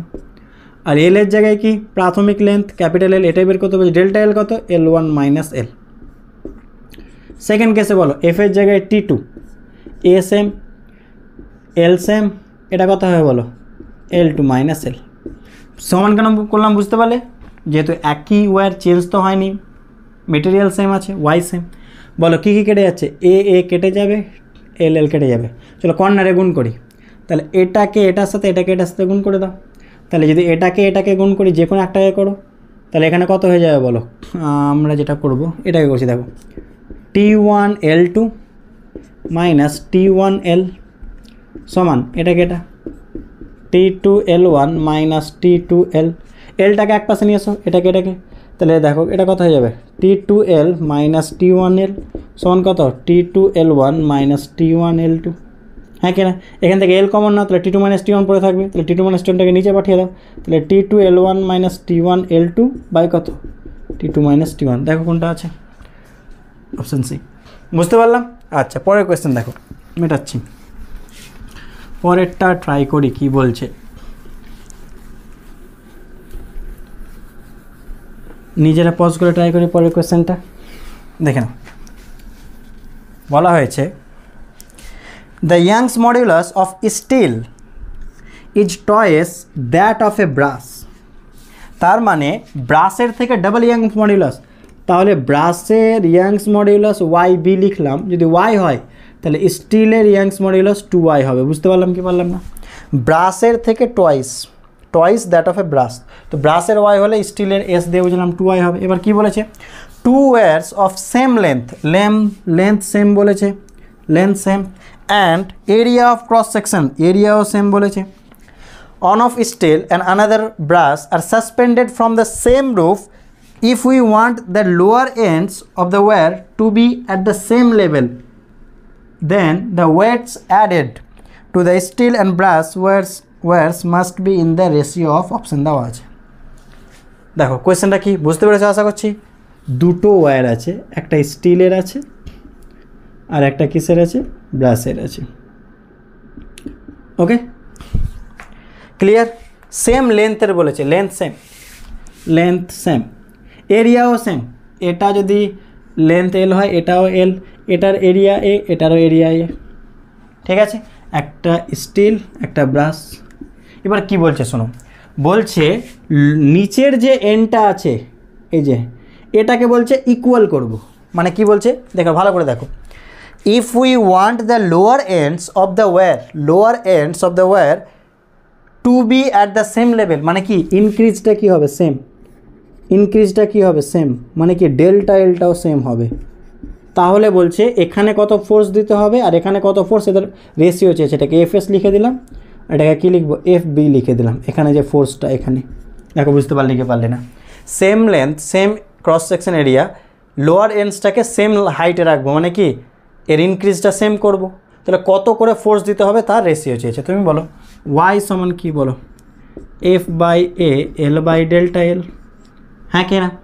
এবার বলো এফ আর একে এক পাশে নিয়ে আসছি, এফ আর কাকে, ওয়াইকে। তুমি বলো এখানে এ সেম এল সেম ডেল্টা এল সমান, এ সেম এল সেম ডেল্টা এল সমান। তাহলে ওয়াই আর এফ পরস্পরের কি প্রপোর্শনাল, তাহলে ওয়াই প্রপোর্শনাল এফ বা এফ প্রপোর্শনাল ওয়াই, যা লিখবা লিখো একই কথা। বাকিগুলো তো কনস্ট্যান্ট হয়ে গেল না, সেম তো। তার মানে এফ, প্রথমে স্টিল না, প্রথমে কি বলে ব্রাশ বলেছে দেখো, প্রথমে স্টিল, তাহলে স্টিলটাকে প্রথমে রাখবো, পরে ব্রাশকে রাখবো। তাহলে F steel by F brass সমান কী হবে, Y steel by Y brass হবে, ঠিক আছে। ব্রাশের যদি ওয়াই হয়, স্টিলের কত হবে 2y, তাহলে 2:1, অপশান ডি। বুঝতে পারলাম, এইভাবে করতে হবে, দেখে নাও। Next question, two wires A and B are of the same material. আচ্ছা, সেম মেটেরিয়াল মানে কি সমান, ইয়াংস মডিউলাস সমান, their lengths are in the ratio, তার মানে এল এ বাই এল বি কত বলেছে 2/1, and the diameter are in the ratio, diameter কত বলেছে, ডায়ামিটারের রেশিও আর রেডিয়াসের রেশিও সেম, এটা মনে রাখবো আমরা, রেডিয়াসের রেশিও আর ডায়ামিটারের রেশিও কি হয় সেম। তার কারণটা কি, 2 ইন্টু রেডিয়াস মানে তো ডায়ামিটার, তো ওপরে 2 দিয়ে মাল্টিপ্লাই, নিচে 2, তাহলে এটা ডায়ামিটার হয়ে গেল। তো ডায়ামিটারের রেশিও আর রেডিয়াসের ratio same. Next, if they are pulled by the same force, force সমান বলেছে এখানে, এফ সমান, the increase in the length will be in the ratio, তাহলে ডেল্টা এল এর কী চেয়েছে, রেশিও। তো আমরা ওয়াই সমান কী জানি বলো, ওয়াই সমান জানি F by A L by delta L, হ্যাঁ কি না? এর জায়গায় কী লিখবো বলো, পায়ের স্কোয়ার লিখবো, যেহেতু রেশিও রেডিয়াস বলেছে বা ডায়ামিটার যাই বলো। এবার ভালো করে দেখো কার কারণ কী চেয়েছে, ডেল্টা এল চেয়েছে, তাহলে ডেল্টা এল সমান কী লিখতে পারি বলো, F by pi r square L by Y, হ্যাঁ কি না? এটাকে পাশে, এটাকে পাশে। এবার শোনো কী কী সমান, ওয়াই আর এফ সমান, তাহলে ওয়াই আর এফকে বাদ দাও, তাহলে ডেল্টা এলটা কার কার প্রপোর্শনাল, তাহলে delta L proportional L by কী বলো, আর স্কোয়ার, হ্যাঁ কি না? তাহলে delta L A by delta L B কী হবে বলো, এল এর সাথে প্রপোর্শনাল মানে কী হয়ে যাবে, এল এ বাই এল বি, আর আর এর সাথে দেখো ইনভার্সলি প্রপোর্শনাল স্কোয়ার, মানে কি এর সামনে বি হবে আর বি এর সামনে এ, তাহলে আর বি বাই কী হয়ে যাবে, আর এ, তার কি হোল স্কোয়ার। চলো ভ্যালু বসাই, এল এ বাই এল বি কত, এখানে তাকাও 2/1, তাই তো। এ আর বি তো বলেছে 2/1, আর আর এফ দাঁড়াও, রেশিওটা মেবি লিখতে একটু গন্ডগোল করেছি, 1 সেকেন্ড, কোয়েশ্চেন আমি চেক করে নিই। আচ্ছা, প্রথমটা 1:2 আছে, এটা 1:2 হবে, যেটা লেন্থের রেশিও 1:2, ডায়ামিটারটা 2:1, তাহলে এটা 1:2 হলে এটা হাফ করে দাও একটু, এটা হাফ ছিল, তাহলে এটা হাফ হয়ে গেল, হ্যাঁ এটা হাফ। আচ্ছা বলো আর এ বাই আর বি কত, 2/1, তাহলে আর বি বাই আর এ কত হবে 1/2, তাহলে 1/2 তার কি স্কোয়ার, মানে 1/8, তাহলে 1:8, দেখে না কোনটা আছে, অপশান সি। বুঝতে পারলাম, ওটা একটু লিখতে ভুল হয়েছিল, ওটা একটু ঠিক করে নিই, 1:2 ছিল, L A by L B half, R A by R B কত 2/1, যেহেতু আর এ বাই আর বি 2/1, তাহলে আর বি বাই আর এ কী হবে 1/2, স্কোয়ার করে 1:8। বুঝতে পারলাম, পরের কোয়েশ্চেন কী বলছে দেখে নাও, মেটাই। ওকে, কোয়েশ্চেন নাম্বার 6 ট্রাই করি কী বলছে।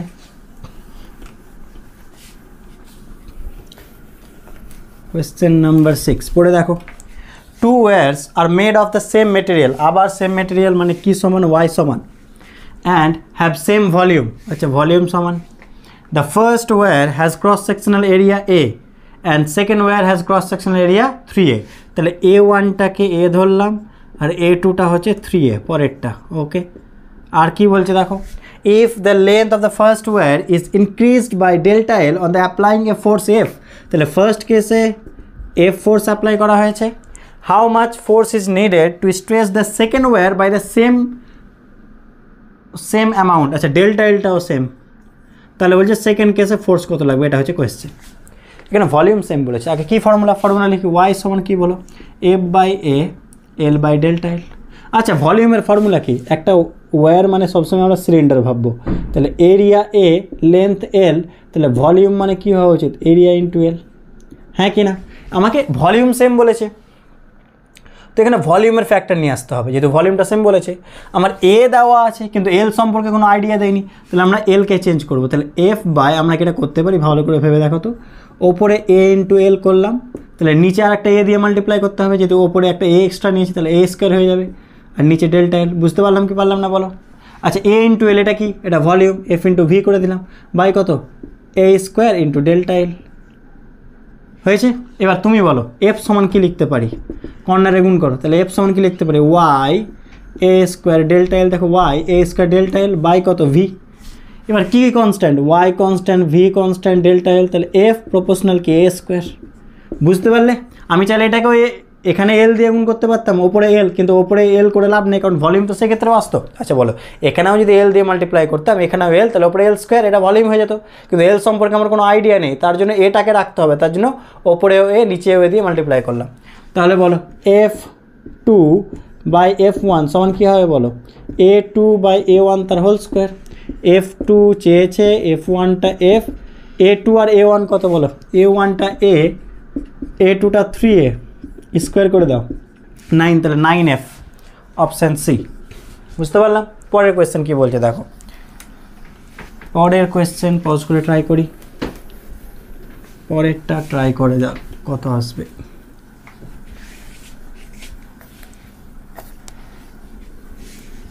দেখো, if the ratio of diameters, lengths and Young's modulus of steel and copper wires are shown in the figure, এই যে are P, Q and S respectively, then the corresponding ratio of increase in their lengths would be, option দেওয়া আছে, তাহলে কিসের length দেওয়া আছে, P, Q, S মানে diameter, length আর youngs modulus. Diameter মানে কি বললাম, রেডিয়াস, তাহলে আর প্রথমে কি বলেছে বলো, স্টিল না কপার, প্রথমে স্টিল, তাহলে স্টিলকে এস দিয়ে লিখলাম, কপারকে সি দিয়ে লিখলাম, তাহলে R S by R C কত দেওয়া আছে, পি বলা আছে, আর কি length L S by L C কী বলা আছে, কিউ, আর কি বলা আছে Young's modulus Y S by Y C কী বলা আছে বলো, এস। বুঝতে পারলাম? তাহলে এটা বলে দেওয়া আছে, কি সমান কিছু সমান বলেছে, ইনক্রিজ ডেল্টা এলের রেশিও চেয়েছে, মানে delta L S by delta L C, এটাই তো চেয়েছে, এটা চেয়েছে। তো ওয়াই সমান কী বলো, ওয়াই সমান এফ বাই এ জায়গায় পায়ের স্কোয়ার করে দিলাম, এল বাই ডেল্টা এল, তাহলে ডেল্টা এল সমান কি লিখতে পারি, এফ বাই পায়ের স্কোয়ার এল বাই কত, ওয়াই। ঠিক আছে। আচ্ছা সেম ফোর্স বলেছে কি, ফোর্সের কথা কিছু বলেছে ইয়াংস মডুলাস, আচ্ছা ফোর্স তো এখানে দেওয়া আছে, ফোর্স ফিগার থেকে করতে হবে, তো চলো লিখছি তাহলে, delta L S by delta L C, তাহলে কত হবে, ফোর্সটা প্রপোর্শনাল, তাহলে কি লিখতে পারি, force S F S by F C, এলটা proportional L S by L C, আরটা কি ইনভার্সলি প্রপোর্শনাল, তাহলে উল্টো হবে R C by R S, আর বলো ওয়াইটা inversely proportional Y C by Y S. বুঝতে পারলাম? চলো এফ এসটা কত ভালো করে দেখো, স্টিলের নিচে কত ফোর্স হ্যাং করছে বলো তো, 2m আর কত 5m, টোটালটা কত নিচে 7m, তাহলে ওপরে হয়ে যাবে 7m, কিন্তু কপারের নিচে কতটা হ্যাং করছে, কপারের নিচে 5m, তাহলে নিচে হয়ে যাবে 5m। Next L S by L C Q, R C এটা তাহলে 1/p হয়ে যাবে, 1/p তার square, R C by R S by R C, আর ওয়াই সি বা Y S by Y C S, তাহলে ওয়াই সি বাই 1 কত হয়ে যাবে এস, তাহলে কত হলো এম কেটে গেলে 7q by 5sp square, 5sp square, দেখে নাও 7q, অপশান বি। সিম্পলি দেখো এত কিছু না খেটে ডিরেক্ট বলা যেত, কি করে একটু ভাবো, এখান থেকে আমরা বলতে পারতাম, এই জায়গা থেকে আর অঙ্ক না করলেও চলতো। এটুকু শিওর আর স্কোয়ার আছে মানে পি স্কোয়ার হবেই। ঠিক আছে, তাহলে পি স্কোয়ার কোথায় আছে বলো? এই দুটোতে আছে, তাহলে এই দুটো হবে না। মাথায় এগুলো কোনো ক্যালকুলেশন করার প্রয়োজনই ছিল না, ডিরেক্ট করতে পারতাম, পি স্কোয়ার হবেই না, মানে ওগুলো এই দুটোর মধ্যে হবে। এবার তুমি বলো, প্রথমে এস আছে, তো এলটা এসের সাথে কি সমানুপাতিক, তাহলে এফটা ভালো করে তাকাও, এফটা কোথায় আছে বলো? এস স্টিলের নিচে কত? স্টিলের নিচে কত? 2m 5m। সবসময় যে তার নিচের অংশটাকে দেখতে হয় যে কত ভর আছে, তাহলে 2m আর 5m কত আছে? 7m, তাহলে ওপরে 7 হবে, তাহলে এটা আনসার হবে। অঙ্ক করার প্রয়োজনই ছিল না এত, বুঝতে পারলে? কোনো কিছু অঙ্ক করা ছিল, আর একবার রিপিট করে, এটা শর্ট ফর্ম, এটাকে করে দেখালাম কী করে করতে হয়। এমসিকিউ এর এটা প্লাস পয়েন্ট যে সবসময় ম্যাথস করতে হয় কোনো মানে নেই, ডিরেক্ট করতে পারি। তো প্রথমে তো আর স্কোয়ার মানে এর স্কোয়ার আসবেই, কোথায় গেল? পি স্কোয়ার আসবে, পি স্কোয়ার যেখানে নেই ওই দুটো হবে না, এই দুটোর মধ্যে কোনটা হবে? প্রথমে স্টিল, তাহলে স্টিলের নিচে কত আছে দেখো, কত আছে? 2m প্লাস 5m মানে 7m আছে নিচে, ঠিক আছে, তার মানে 7m এর জায়গায় কত? তাহলে ওপরে 7 হবে, ব্যাস আনসার হয়ে গেল, ওপরে 7। ক্লিয়ার? এইভাবে করতে পারি। আচ্ছা দেখে নাও নেক্সট কোয়েশ্চেন কি বলছে দেখো। The elastic limit of brush is 379 megapascal. What should be the minimum diameter of brass rod if it is support to a 400 Newton load without exceeding its elastic limit? আচ্ছা elastic limit মানে কি বলেছিলাম? Elastic limit মানে স্ট্রেসকেই বোঝায়, ঠিক আছে? তো elastic limit force by area হয়েছে। আচ্ছা বলো, ইলাস্টিক লিমিট চেয়েছে কি? ডায়ামিটার চেয়েছে, তাই তো? ডায়ামিটার চেয়েছে। আচ্ছা চলো, তো ইলাস্টিক লিমিট ম্যাক্সিমাম কত বলেছে? ইলাস্টিক লিমিট 379 মেগা মানে 10⁶। ফোর্স কত বলেছে? 4। পাই কি হয় ফর্মুলা? আর স্কোয়ার হয়, হ্যাঁ কি না? আর তুমি বলো, আমি চাইলে আর স্কোয়ারকে এটা লিখতে পারি নাকি? 2r/2 তার হোল স্কোয়ার লিখতে পারি। 2r মানে ডায়ামিটার, ডি করে দিলাম, তাহলে d²/4। তাহলে আমরা আর স্কোয়ারের জায়গায় d²/4 লিখে দিচ্ছি, পাই d²/4। ঠিক আছে, তাহলে 4টা কোথায় চলে যাবে? ওপরে চলে যাবে, তাহলে 4টাকে ওপরে পাঠিয়ে দিলাম। তাহলে বলো d² মানে কী হবে এখান থেকে? এটাকে মিটাই, বলো d² মানে কী হবে এখান থেকে বলো তাহলে? d² সমান কী লিখতে পারি বলো? d² সমান লিখতে পারি এটাই পাশে, তাহলে এটা নিচে চলে যাবে, তাহলে 400 × 4 বাই কত বলো? এটাকে নিচে পাঠিয়ে দিচ্ছি, 379 × 10⁶। আর কত ছিল? পাই ছিল, ইন্টু পাই। এবার ডি বের করতে চাইছি, তাহলে রুট করে দিলাম পুরোটার। ওকে, চলো এবার ক্যালকুলেশন করা যাক কত হতে পারে। চলো আইডিয়া নিই। দেখো কি কি বাইরে আসবে একটু ভাবা যাক। 4, একটা 4 বাইরে এলো, আর কত বাইরে আসছে দেখে না? একটা 10 বাইরে আসছে, নিয়ে নিলাম। ক্লিয়ার? ওপরের গল্প শেষ। নিচেরটা দেখো, 379কে আমরা কত ভাবতে পারি? অলমোস্ট 400-র কাছাকাছি ভাবতে পারি। তাহলে 400 মানে কি? অলমোস্ট 20, তাহলে এটা প্রায় 20 ধরে নিলাম। আর 10⁶ জন্য কত পড়ে থাকবে? 10⁻3। আর রুট পাই মানে এটা একটু মনে রাখিও, প্রায় 1.8-এর কাছাকাছি। রুট পাই মানে প্রায় 1.8-এর কাছাকাছি, এটাকে 1.8। কাটাকাটি করা যাক, 1 2 0, ঠিক আছে? তাহলে 2 0 কাটলে কত হবে? ধরো 10⁶, এটা মেগা পাস্কাল, 379 400।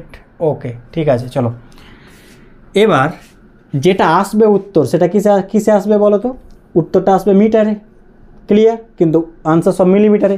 তাহলে কাজ করে এখানে ইন্টু 10⁻³ করে দিলাম, তাহলে মিলিমিটার হয়ে গেল। বুঝতে পারলে কি? মিটারে আসতো তো মিলিমিটার করে দিলাম, যেহেতু এসআই সবগুলো মিলিমিটার। এবার দেখো 10⁻³ কেটে গেল।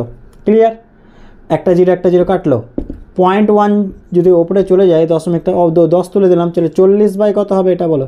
40/36, মানে 1 পয়েন্ট, আবার 1 পয়েন্ট, তাহলে 1.1, অপশন সি। বুঝতে পারলাম? এরকম সামথিং 1.1, আর ক্যালকুলেশন করতে গেলাম না, এরকমই আশেপাশে কিছু একটা আসবে। বুঝতে পারলাম কি? এটা তো অ্যাপ্রক্সিমেট নিলাম, এটা তো 400 নয়, কিন্তু ক্যালকুলেশনের জন্য 20 ধরে নিলাম, কাছাকাছি একটা ক্যালকুলেশন করতে হবে। বুঝতে পারলাম? তাহলে এটা 19 পয়েন্ট কিছু একটা আসবে। বুঝতে পারলাম? পরের অঙ্কটা, কোয়েশ্চেনটা কী বলছে দেখো, পরের কোয়েশ্চেনটা পড়ার চেষ্টা করি। বলেছে a steel rod has a radius of 20 millimeter and a length of 2 meter. A force of 6.28 kilonewton stretches its along its length. Young's modulus of steel is 2 × 10⁻11 Newton per meter square. The longitudinal strain produced in the stress is 10⁻⁵। এই আমাকে এখানকার ভ্যালুটা বের করতে হবে। চেয়েছে কি longitudinal strain. আচ্ছা স্ট্রেন মানে কি বলো, স্ট্রেন মানে কি মনে করার চেষ্টা করি।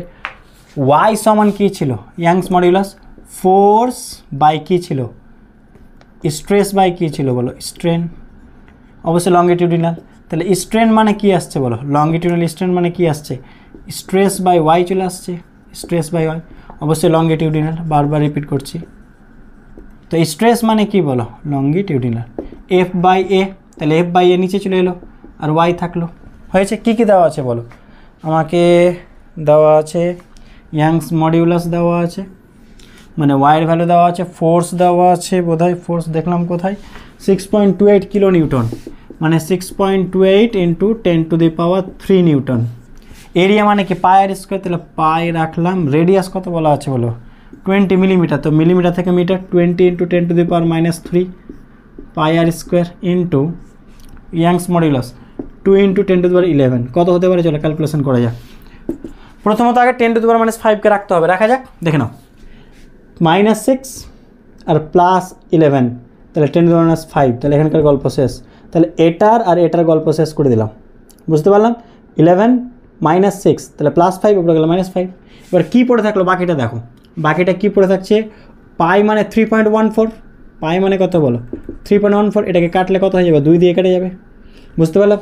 এই 2 কেটে দিলাম, তাহলে ওপরে কত থাকলো 10⁻³ আর নিচে কত পড়ে থাকলো বলো, 2 এর স্কোয়ার মানে 400 আর 0 400 এরকম পড়ে থাকছে। তাহলে দুটো শূন্য কাটলে কত হয়ে যাবে, দুটো শূন্য কাটো, তাহলে একটা পড়ে থাকলো, তাহলে 4/10 মানে 2.5 × 10⁻⁵, তাহলে উত্তর এখানে 2.5 বসবে, ঠিক আছে। কোনো ইউনিট হবে না, স্ট্রেনের কোনো ইউনিট হয় না, ইউনিটলেস আর ডাইমেনশনলেস, ফ্র্যাকশনাল চেঞ্জ। পরের কোয়েশ্চেনটা মেটাই, ওকে। পরের কোয়েশ্চেন কি বলছে দেখো, পরের কোয়েশ্চেনটা ট্রাই করি। The following 4 wires are made of same material, same material মানে কি ওয়াই সেম, মেটেরিয়াল সেম মানে Y same. Which of them will have the largest extension, মানে ডেল্টা এল চেয়েছে। হোয়েন দ্য সেম টেনশন মানে T same মানে force same, tension মানে এখানে force ধরে নাও, same is applied. Delta L চেয়েছে, এই দুটো সমান, তাহলে আগে বলো ওয়াই সমান কি, F by A L by delta L. তাহলে ডেল্টা এল মানে কি বলো, F by A small L by কি ওয়াই। এবার যেহেতু এফ আর ও কি সমান, ওয়াই সমান, তাহলে ডেল্টা এল প্রপোর্শনাল কী বলতে পারি, এল বাই ডায়ামিটার বলেছে। তো ডায়ামিটার থেকে মনে আছে আমরা চাইলে এটাকে কী করতে পারি, মনে করার চেষ্টা করি, এফ বাই মনে করি এ জায়গায় কি লিখতে পারি, পাই আর স্কোয়ারকে d²/4 লিখতেই পারি, মনে করার চেষ্টা করো, হ্যাঁ কি না, নিচে ওয়াই। ক্লিয়ার হলো, কেন বুঝতে পারলে, আর স্কোয়ারকে আমরা d²/4 লিখতেই পারি, ক্লিয়ার হয়েছে। আচ্ছা এবার বলো তাহলে ডেল্টা এলটা কার সাথে প্রশ্ন, এল এফ আর ওয়াই তো কনস্ট্যান্ট, এগুলো সবই কনস্ট্যান্ট, তাহলে d²। এবার তুমি দেখে নাও কোনটা বেশি হচ্ছে, এল বাই d² ভ্যালু কোনটা বেশি হচ্ছে, প্রত্যেকটা চেক করি চলো। অপশান এ চেক করা যাও, এল এর ভ্যালু কত 50 সেন্টিমিটার। দেখো একটা সেন্টিমিটার একটা মিলিমিটার এরকম চলবে না, হয় দুটোকে সেন্টিমিটার বা দুটোকে মিলিমিটার করতে হবে, চলো দুটোকে মিলিমিটার করে দিলাম। তাহলে 50কে যদি আমি মিলিমিটার করি আরও 0 দিয়ে গুণ, মানে 500 বাই d² মানে কত 0.5 এর স্কোয়ার, 0.5 মানে কত হাফ, হাফের স্কোয়ার মানে 4 ওপরে যেগুলো 4 × 5 = 20, বুঝতে পারলে। 0.5 মানে কত হাফ, তো 0.5 মানে হাফ, তো হাফের স্কোয়ার মানে 1/4 মানে 4 ওপরে চলে গেল, তাহলে 4 × 5 = 20 মানে এত। এটা অপশান এ। অপশান বিটা চলো করি, কী বলছে, লেন্থ কত বলেছে 100 সেমি, তাহলে এটাকে 1000 করে দিলাম, কিন্তু মিলিমিটার করতে হবে। বাই কত বলো, বাই কত বলেছে এটা 1 মিলিমিটার, তাহলে 1 এর স্কোয়ার মানে 1000। চলো সি, সি এর দিকে তাকাও, 200 সেমি, তাহলে মিটার করে দাও, 200 বাই কত আছে বলো 2 এর স্কোয়ার মানে 4 দিয়ে ডিভাইড করলে কত হবে 4 × 5 = 20 মানে 500। অপশান ডি 300, তাহলে এটাকে 3000 করে দাও, একটা যেহেতু মিলিমিটার করতে হবে বাই d², 3 এর স্কোয়ার বলো, 3 এর স্কোয়ার মানে কত, একটা 3 কেটে গেলে কত হবে ভাবো, একটা 3 কাটলে 1000 বাই 9 3 পড়ে থাকবে, এরকমই তো পড়ে থাকছে দেখো, একটা 3000/3। এবার তুমি বলো কোনটা বেশি কোনটা কম, এটা 2000, এটা 1500, এটা কম, তাহলে সব থেকে ম্যাক্সিমাম 2000, মানে অপশান এ, এটা সব থেকে বেশি। এগুলো লেন্থ, ঠিক আছে, এলগুলো লেন্থ আর ডিগুলো ডায়ামিটার, আমি শর্টে লিখে দিয়েছি, বুঝতে পারলাম? চেক করে নাও। আজকে মেকানিক্যাল প্রপার্টিজ অফ সলিড চ্যাপ্টারের বাল্ক মডিউলাস এবং শিয়ার মডিউলাস সম্পর্কে আলোচনা করা হবে। তো চলো শুরু করা যাক, সবাই হাতে খাতা পেন নিয়ে নিই। তো প্রথমে আমরা যেটা আজকে পড়ব বাল্ক মডিউলাস সম্পর্কে। আচ্ছা, আগেই বলা হয়েছিল এই চ্যাপ্টারে আমরা পড়ছিটা কি, কোনো অবজেক্ট বা বডির চেঞ্জ রিলেটেড। যেমন ইয়াংস মডিউলাসে কী পড়েছিলাম, লেন্থের চেঞ্জ হচ্ছিল, হ্যাঁ কি না? এবার এখানে আমরা পড়ব কি বলতো, ভলিউম চেঞ্জ হবে। আগে মূল বিষয়টা লিখে দিই, এখানে ভলিউম চেঞ্জ হবে কিন্তু শেপ কি থাকবে, সেম, শেপ কনস্ট্যান্ট থাকবে, শেপের কোনো পরিবর্তন হবে না। যা কিছু পরিবর্তন হবে কিসের বলো তো, শুধু ভলিউমের। চলো দেখা যাক বিষয়টা। ধরে নাও একটা অবজেক্ট, ওকে, এটা একটা অবজেক্ট ধরে নিলাম। অবজেক্টটাকে চারপাশ থেকে ইকুয়াল প্রেশার দেওয়া হলো, চারপাশ থেকে পি প্রেশার দেওয়া হলো, বুঝতে পারলাম? যেহেতু চারপাশ থেকে একই প্রেশার দেওয়া হচ্ছে, কী হয়ে যাবে, কিছুটা ভলিউম কমে যাবে। মনে করো কমে এটা হলো, ঠিক আছে? তো কিছুটা তো কমলো, কতটা কমলো, এই ভলিউমটা যেটুকু কমলো এটাকে আমরা ডেল্টা ভি বলছি, যেটা কমলো। আর প্রথমে ভলিউম কত ছিল, ভি, বুঝতে পারলাম? তাহলে ইনিশিয়াল ভলিউম ভি ছিল, চারপাশ থেকে ফোর্স দেওয়া হলো, তার ফলে কী হলো বলো তো, প্রেশার দেওয়া হলো, তার ফলে কী হলো, ভলিউমটা কিছুটা ডিক্রিজ করলো। কতটা ডিক্রিজ করলো, ডেল্টা ভি। তাহলে বুঝতে পারলাম? আচ্ছা, তাহলে আমরা যেটা লিখবো, তাহলে এখানে কী চেঞ্জ হয়েছে ভালো করে দেখো। এখানে শেপ সেম আছে, যা শেপের ছিল সেটাই আছে, বাট ভলিউমটা ডিক্রিজ করে গিয়েছে, তার জন্য volume change, shape constant, shape same থাকবে। তো এই যে চেঞ্জ, একে আমরা কি বলবো, এই রিলেটেড যে মডিউলাস, বাল্ক মডিউলাস বলা হবে। ক্লিয়ার? বাল্ক মডিউলাস মানে কি, নর্মাল স্ট্রেস। এটাকে নর্মাল কেন বলছি বলো তো, কারণ প্লেনের সাথে দেখো 90, প্লেনের সাথে 90, প্লেনের সাথে কি 90, ঠিক আছে? নর্মাল স্ট্রেস বাই কি, স্ট্রেন। কিসের স্ট্রেন, ভলিউমেট্রিক, কারণ ভলিউমের চেঞ্জ হচ্ছে, তো ভলিউমেট্রিক স্ট্রেন। বুঝতে পারলাম কি পারলাম না? অনেক সময় এটাকে ভলিউমেট্রিক স্ট্রেসও বলা হয়, যাই হোক। তো বাল্ক মডিউলাসকে আমরা কে দিয়ে ডিনোট করছি, তো নর্মাল স্ট্রেস, স্ট্রেস মানে কি, ফোর্স বাই এরিয়া, তো এখানে ডিরেক্ট প্রেসার বলে দিয়েছি পি, বাই ভলিউমেট্রিক স্ট্রেন মানে চেঞ্জ ইন ভলিউম বা অ্যাকচুয়াল ভলিউম, তাহলে ডেল্টা ভি চেঞ্জ হয়েছে কতর মধ্যে, ভি এর মধ্যে। এবার দেখো এখানে একটা মাইনাস সাইন দেওয়া হয়, কেন বলো তো, তার কারণটা হচ্ছে প্রেশার যত ইনক্রিজ করবো ভলিউম তত ডিক্রিজ করবে, তাহলে প্রেশার ইনক্রিজ করছে আর ভলিউম ডিক্রিজ করছে, এই জিনিসটাই মাইনাসকে বোঝাচ্ছে। তাহলে বুঝতে পারলাম? তো এটাই হচ্ছে বাল্ক মডিউলাস, তার কি এটা ফর্মুলা, যেটাকে আমরা চাইলে কী করে লিখতে পারি বলো, মাইনাস পি থাকলো, ভি কোথায় চলে গেল ওপরে, তাহলে ডেল্টা ভি কোথায় চলে আসবে, নিচে। বুঝতে পারলাম কি পারলাম না? ক্লিয়ার? আচ্ছা, আরেকটা শুধু একটা জিনিস বলে রাখি, অনেক সময় পি এর জায়গায় ডেল্টা পিও লেখা হয়, ওকে, বা ডিপি লিখতে পারো, একই রকম ডেল্টা ভি এর জায়গায় অনেকে আমরা ডিভিও লিখতে পারি। বুঝতে পারলাম বিষয়টা? এই জিনিসটাও লেখা হয় অনেক সময়। ক্লিয়ার? আচ্ছা, ডেল্টা ভি ডিপি খুব স্মল চেঞ্জ, ওকে, যদিও এগুলো স্মল চেঞ্জই হয়। ক্লিয়ার? বুঝতে পারলাম? আচ্ছা, আর একটা এখানে টার্ম আছে। আচ্ছা বলো তো, বাল্ক মডিউলাসের ইউনিট কি হবে, এর ডাইমেনশন কি হবে, বলার চেষ্টা করি, বলো দেখি। প্রথমত একটা বিষয়, যতগুলো মডিউলাস এই চ্যাপ্টারে পড়বো, তিনটে, একটা ইয়াংস মডিউলাস পড়ে এসেছি, এটা বাল্ক মডিউলাস, এরপরে পড়বো শিয়ার মডিউলাস। তো মডিউলাস মানে কি, স্ট্রেস বাই স্ট্রেন, তো সে যাই হোক, স্ট্রেস বাই স্ট্রেন, তো স্ট্রেনের তো কোনো ইউনিট ভলিউম থাকে না, তো স্ট্রেসের যা ছিল তাই হবে। তার মানে ইয়াংস মডিউলাস বলো, বাল্ক মডিউলাস বলো, যতগুলো মডিউলাস, স্ট্রেসের যা ইউনিট ডাইমেনশন সেটাই। তো স্ট্রেস মানে কি, ফোর্স পার এরিয়া, মানে আমরা এটাকে প্রেসার হিসেবে ভাবতে পারি। তো মনে আছে এসআই সিজিএস কী ছিল, এসআই কি লিখতে পারি, newton per metre square, or pascal, or কি লিখতে পারি, newton per metre square, okay, বা নিউটন মিটার ইনভার্স 2 লিখে দিলাম, নিউটন মিটার ইনভার্স 2, অর এটাকে কি লিখতে পারি, পাস্কাল লিখতে পারি। আর সিজিএসে কী ছিল, ডাইন সেমি ইনভার্স 2, হ্যাঁ কি না, ওকে, এটা সিজিএস, এটা এসআই। আর ডাইমেনশন কী ছিল, যেটা প্রেসার বা স্ট্রেসের ডাইমেনশন এম এর ইনভার্স 2, টি ইনভার্স 2। তো মডিউলাস বললে একদম সেম বিষয়। এখানে আরেকটা নতুন টার্ম আছে, আমরা একটু মনে রাখবো, সেটা হচ্ছে কম্প্রেসিবিলিটি। এটা একটু মনে রাখতে হবে, কম্প্রেসিবিলিটি। এটা কি বলো তো, কম্প্রেসিবিলিটি মানে 1/k 1 বাল্ক মডিউলাস, এটুকু মনে রাখলেই চলবে।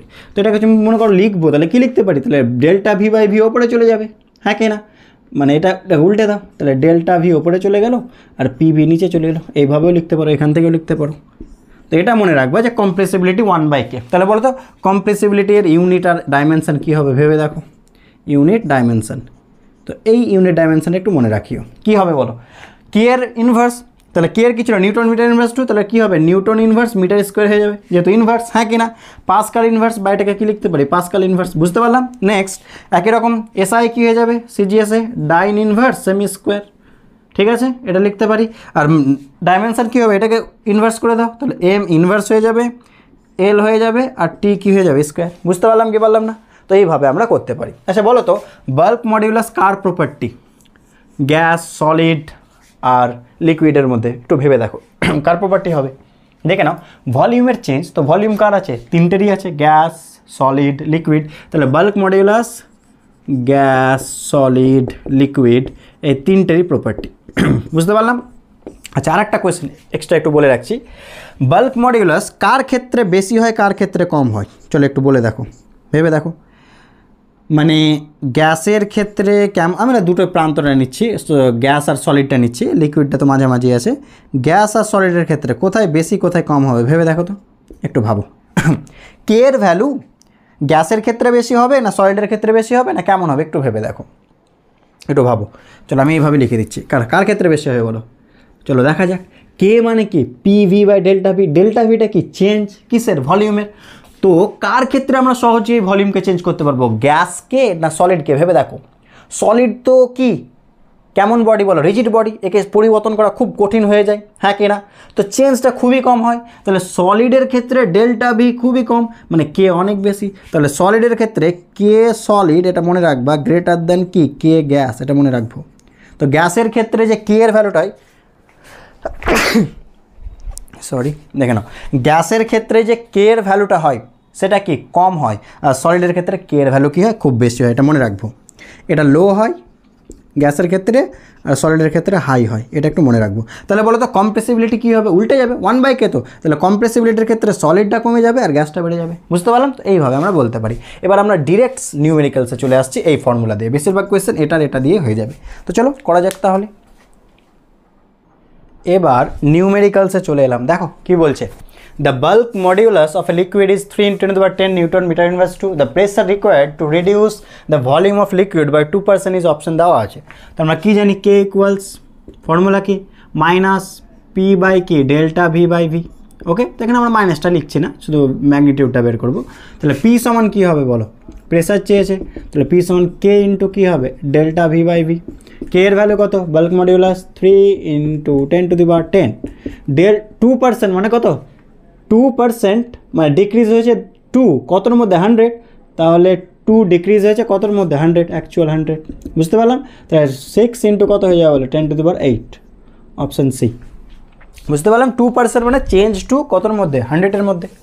পরের কোয়েশ্চেনটা পজ করে ট্রাই করো তাহলে, এটা হয়ে গেলে পরেরটা কি বলছে দেখো তো, পরের question, the pressure of a medium is changed from 1.01 × 10⁵ Pascal to 1.165 × 5 Pascal and change in volume is 10%, keeping temperature constant, find the bulk modulus।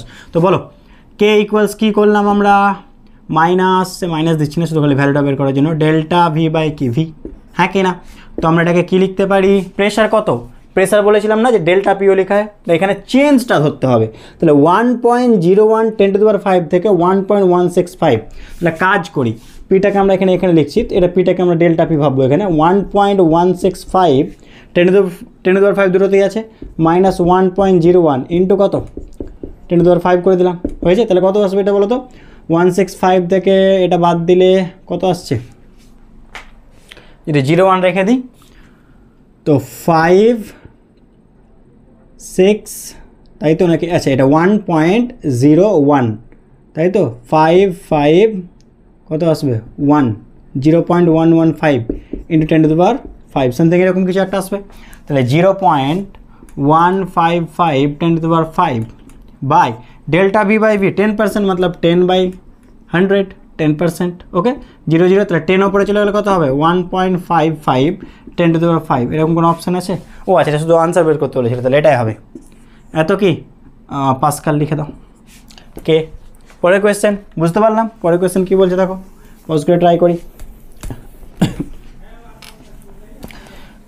A liquid of bulk modulus K is compressed by applying an external pressure such that its density increases by 0.01%. The pressure applied on the liquid is okay. আচ্ছা এখানে দেখো তো K equals কি জানা আছে, P delta V by V. Okay, তাহলে এখানে বলো P সমান কি লিখতে পারি, প্রেসার চেয়েছে, K ইন্টু কী হবে ডেল্টা ভি বাই ভি। এবার ভালো করে দেখো, আমাকে কিন্তু ভি এর চেঞ্জ বলেনি, আমাকে দেওয়া আছে কিসের, ডেনসিটির চেঞ্জের কথা বলা হয়েছে। তো বলো, আমরা জানি ডেনসিটি রো ইকুয়ালস কী হয়, মাস বাই ভলিউম।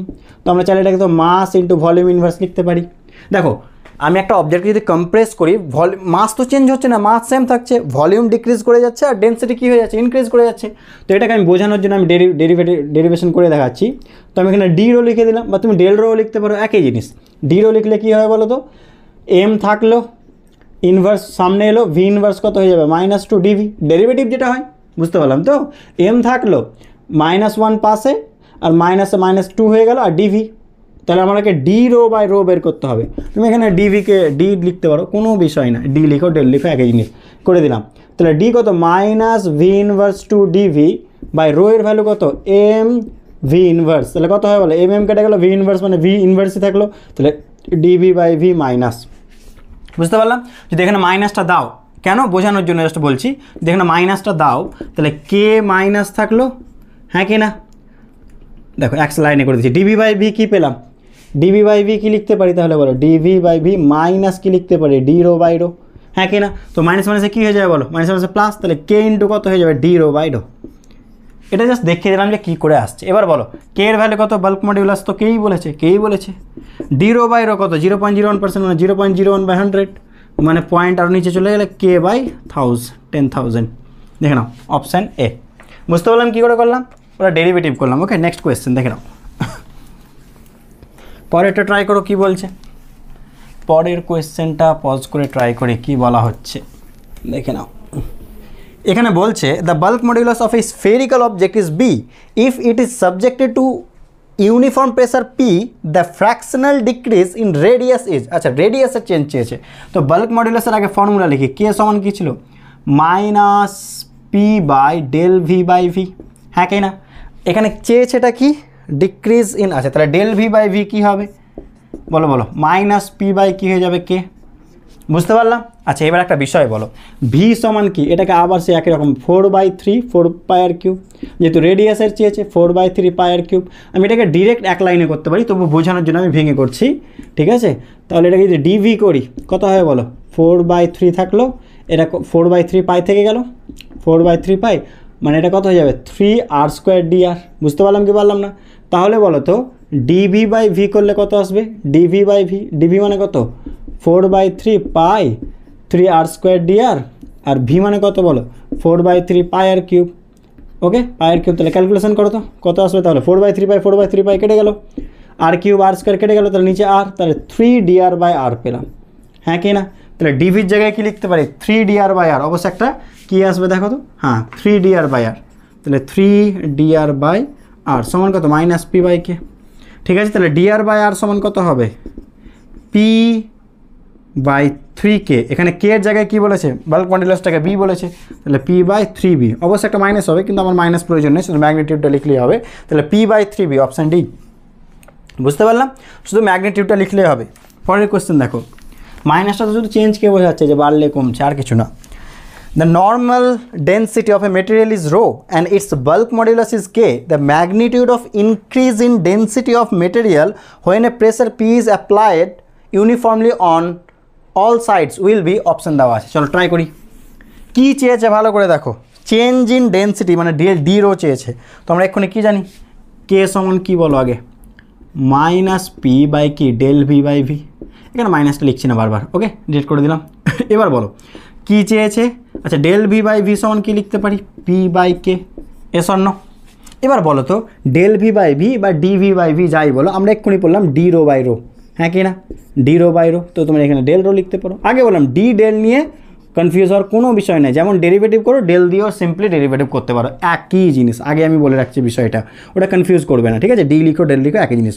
তো ডেল রো বাই রো আমরা এক্ষুনি করলাম এটা, হ্যাঁ কি না? তাহলে পি বাই কে থাকলো, তাহলে আমাকে বলো ডেল রো সমান কি, যেটা change in density, rho into কী হবে, রো ইন্টু পি বাই কে।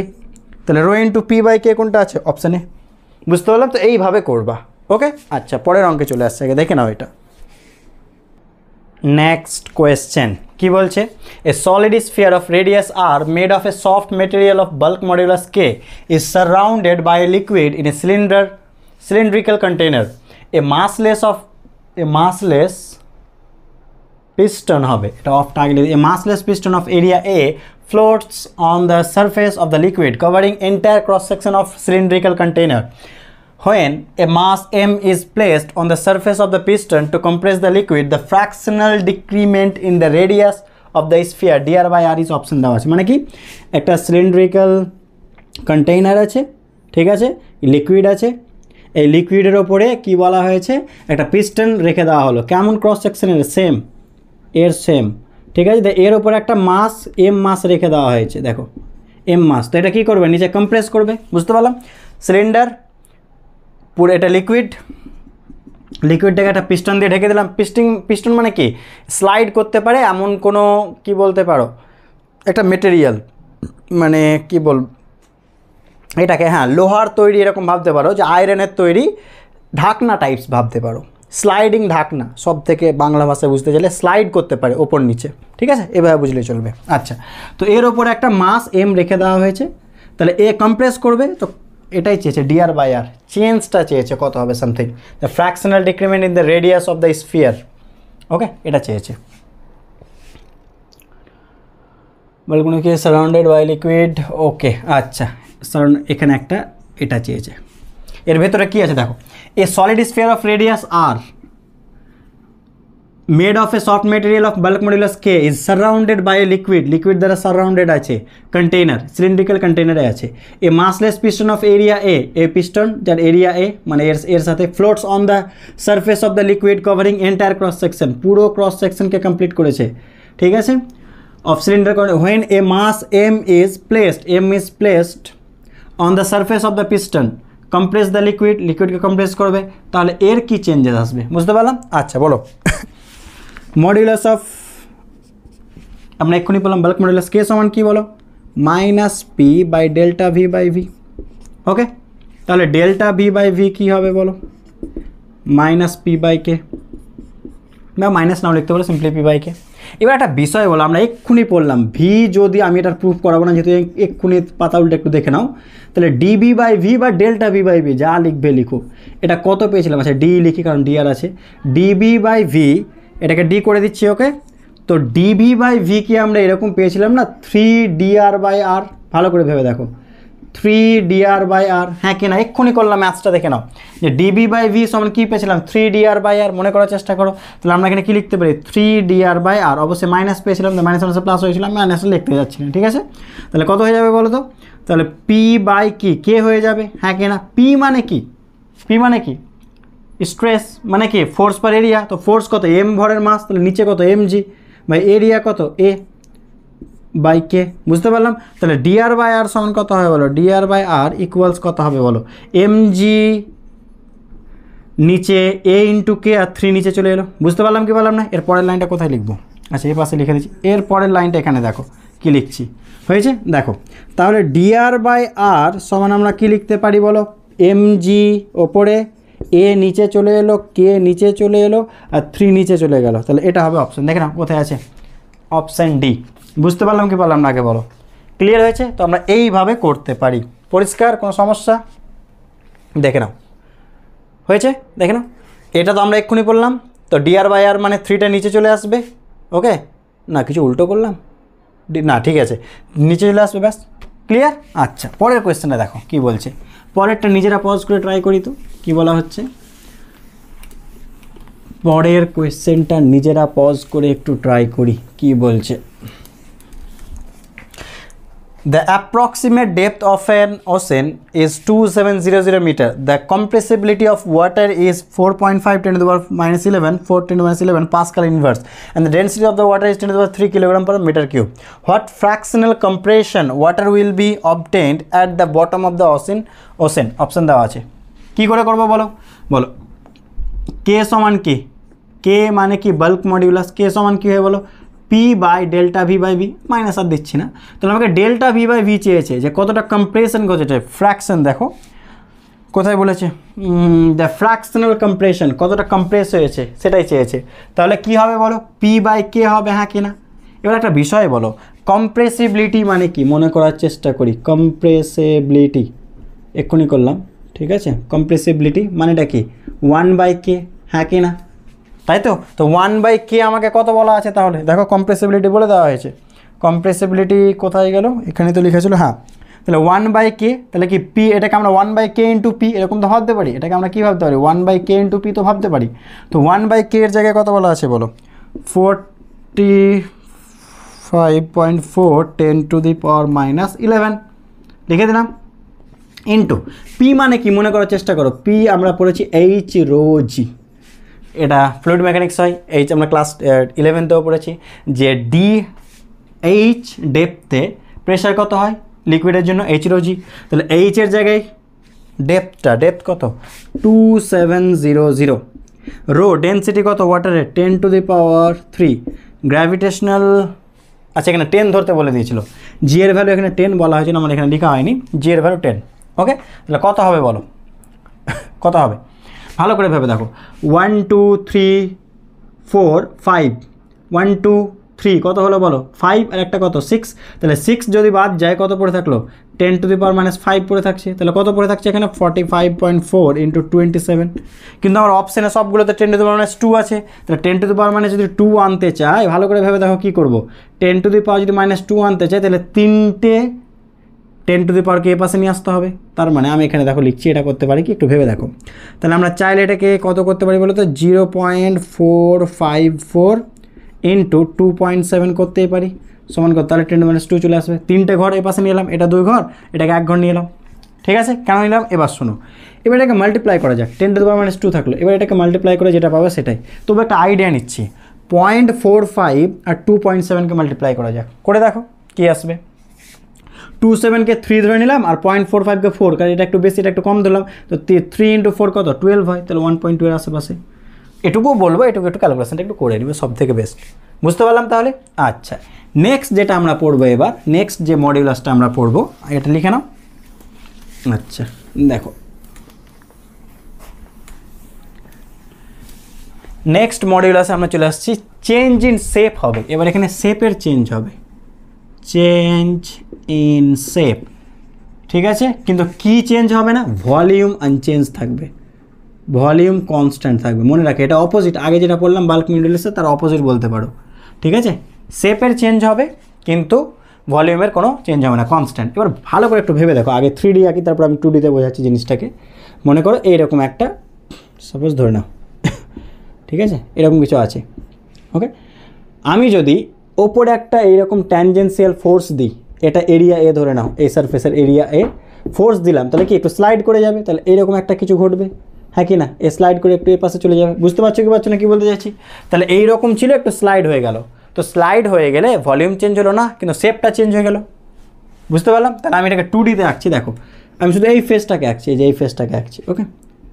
ছিল এরকম, ফোর্স দিলাম কি, এই তো ট্যানজেন্সিয়ালভাবে ফোর্স, এই এরিয়ার ওপর ফোর্স দিয়েছি, ফলে এটা একটু বেঁকে গেল, সাপোজ ধরে নাও এরকম হয়ে গেল। এটা ছিল, দিয়ে কেমন হয়ে গেল বলো তো, দেখো যতটা এ পাশে বাঁকবে ততটাই বাঁকবে। এটা থিটা বললাম, এটা থিটা, ঠিক আছে। এর লেন্থটা এল ধরে নিলাম, এই যে এটা হচ্ছে এল, তো এই ডিস্টেন্সটা এল ধরে নিচ্ছি, এটা এল, এই যে এটা যাই বলো, এটা ডিস্টেন্স এল।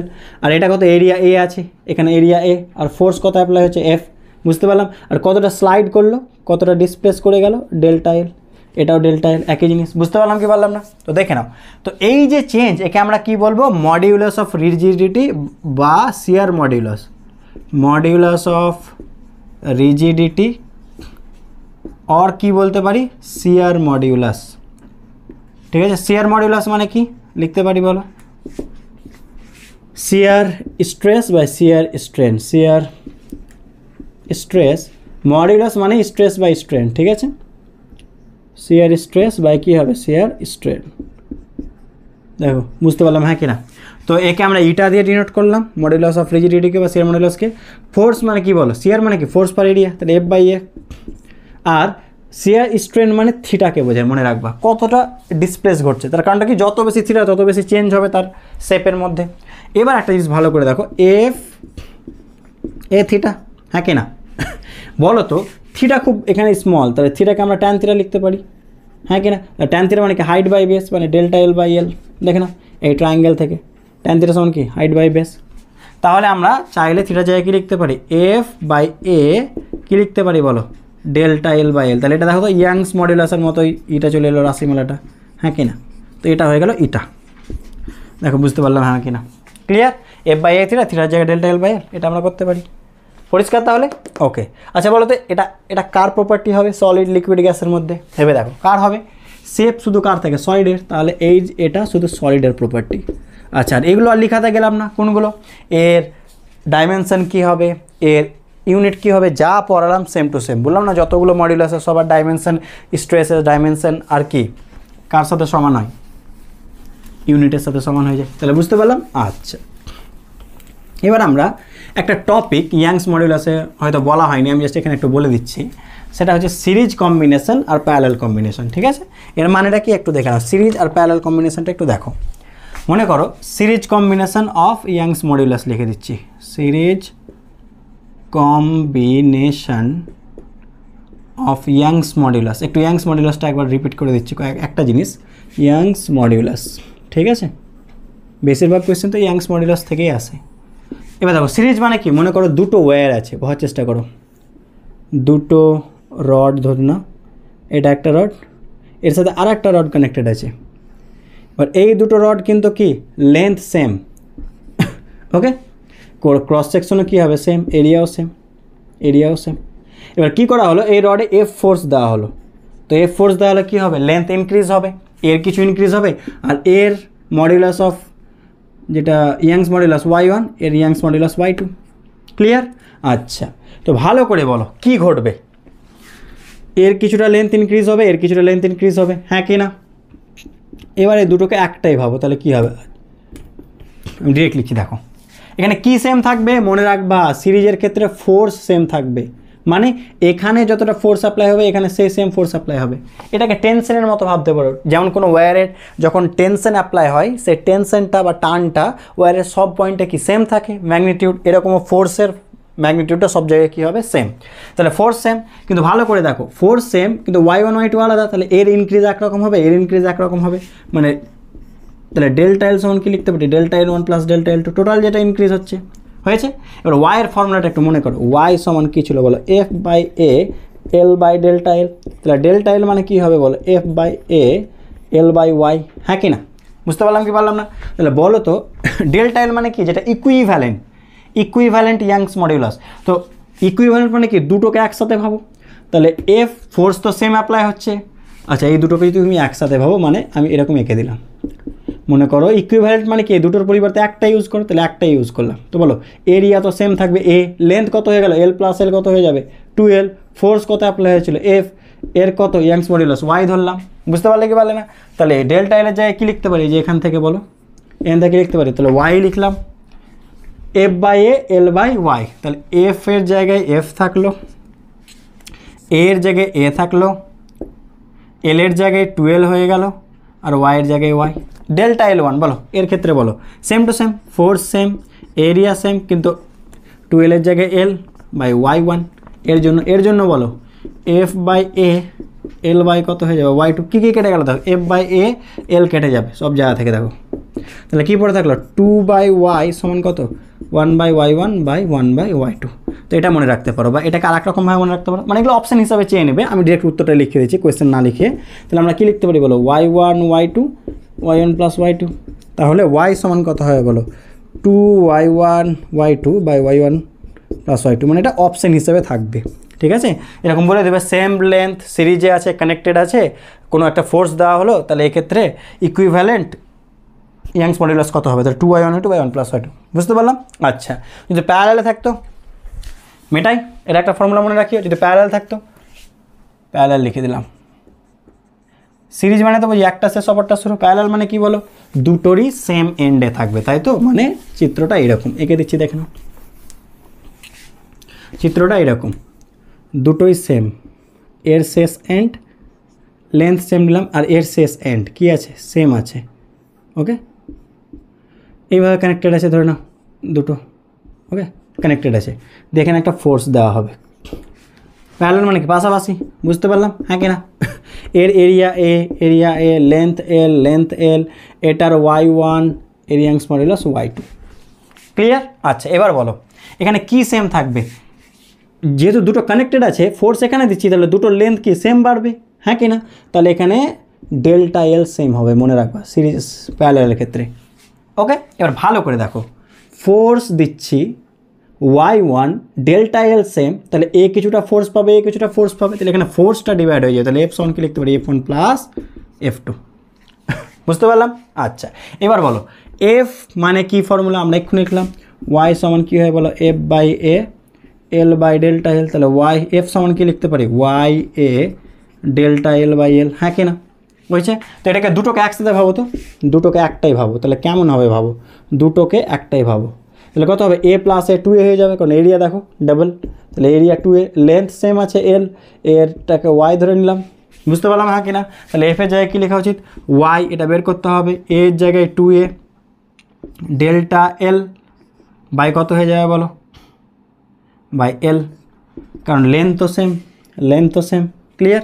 আচ্ছা F1 এর জায়গায় কী লেখা উচিত বলো, y1, এরিয়া তো a1 আছে, ঠিক আছে, এরিয়া তো সেম, এ বাই কত ডেল্টা এল, লেন্থ তো সেম ইনক্রিজ হবে বললাম, কারণ এখানে দেখো সমান, দুটোই সমান বাড়বে, সেম বাড়বে, বাই এল প্লাস কত হবে বলো, y2a, এর জন্য y2a ডেল্টা এল বাই কত হয়ে যাবে বলো, এল, কী কেটে যাবে দেখো, এ ডেল্টা এল বাই এল কেটে গেল, তাহলে কী পড়ে থাকলো, 2y সমান কত, y1 প্লাস y2, তাহলে y সমান কত হবে, y1 প্লাস y2 বাই 2, এটা একটু মনে রেখে দিও, তাহলে প্যারালাল এরকম হয়ে যাবে, বুঝতে পারলাম, কখন, যখন সেম লেন্থের সেম এরিয়া থাকবে।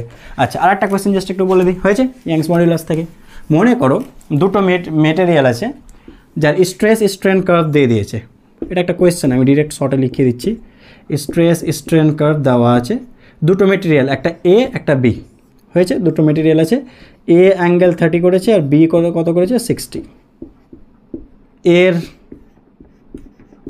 ইয়াংস মডুলাস YB আর এর ইয়াংস মডুলাস YA, তো relation between YA and YB, এটা হচ্ছে কোয়েশ্চেন, Y আর YB এর মধ্যে রিলেশন বের করো একটা, এটা হচ্ছে কোয়েশ্চেন, চলো করা যাক। আমাকে বলো ইয়াংস মডুলাস মানে কী ছিল, লংগিটিউডনাল স্ট্রেস বাই লংগিটিউডনাল স্ট্রেন, মানে এক কথায় স্ট্রেস বাই স্ট্রেন তো ছিল, হ্যাঁ কি না, মডুলাস মানে কি স্ট্রেস বাই স্ট্রেন হবে, মনে করার চেষ্টা করো।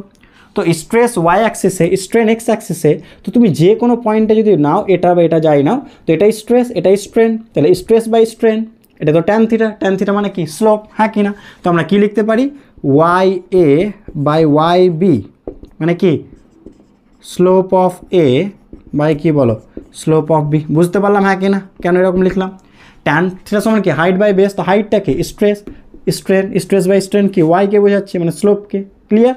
তাহলে স্লোপ অফ এ মানে কত বলো, ট্যান কত 30, আর স্লোপ অফ বি মানে কত, ট্যান 60, ট্যান 30 কত 1/√3, আর 60 কত √3, মানে 1/3, তাহলে 1:3, তাহলে YA ইজ টু YB সমান কত হবে 1:3, এটাই হচ্ছে রিলেশন বা এদের রেশিও, ঠিক আছে, বা YA সমান লিখতে পারো, বা এটাকে এইভাবে লিখতে পারো, তাহলে কর্নারে গুণ করলে কত হবে, এটা YE বাই YB পেলাম, হ্যাঁ কি না, তো কর্নারে মাল্টিপ্লাই করলে কত হবে, তাহলে YB সমান কত পেলাম 3YA, এটাও বলতে পারো, যেটা ইচ্ছে, অপশানে যা থাকবে, যদি রেশিও চাইতো এটা, আর রিলেশন দেখে নিও, ওকে, বুঝতে পারলাম।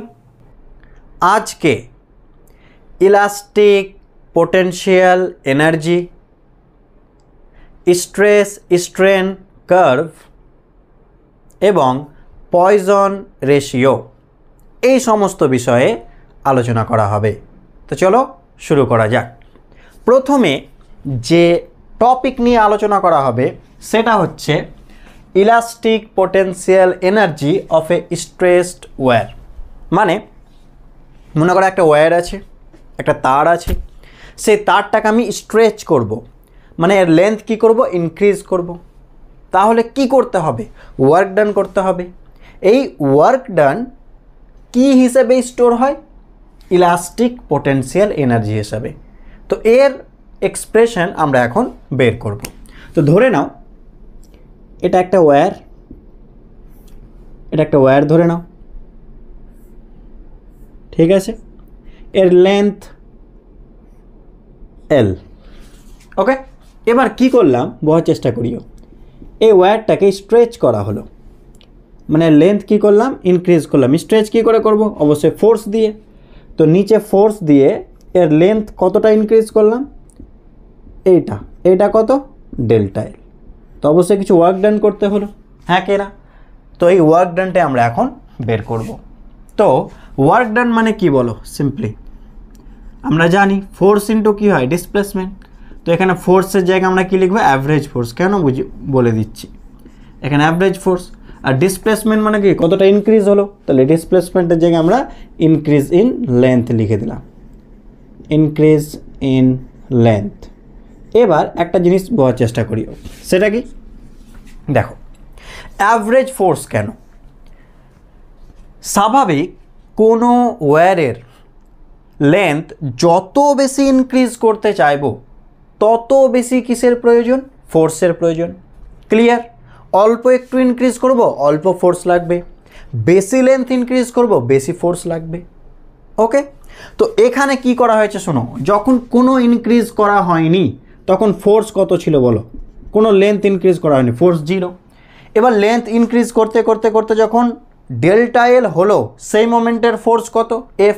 মানে দেখো ফোর্স 0, ফোর্স বাড়তে বাড়তে বাড়তে ডেল্টা এলের সময় কত হলো, এফ।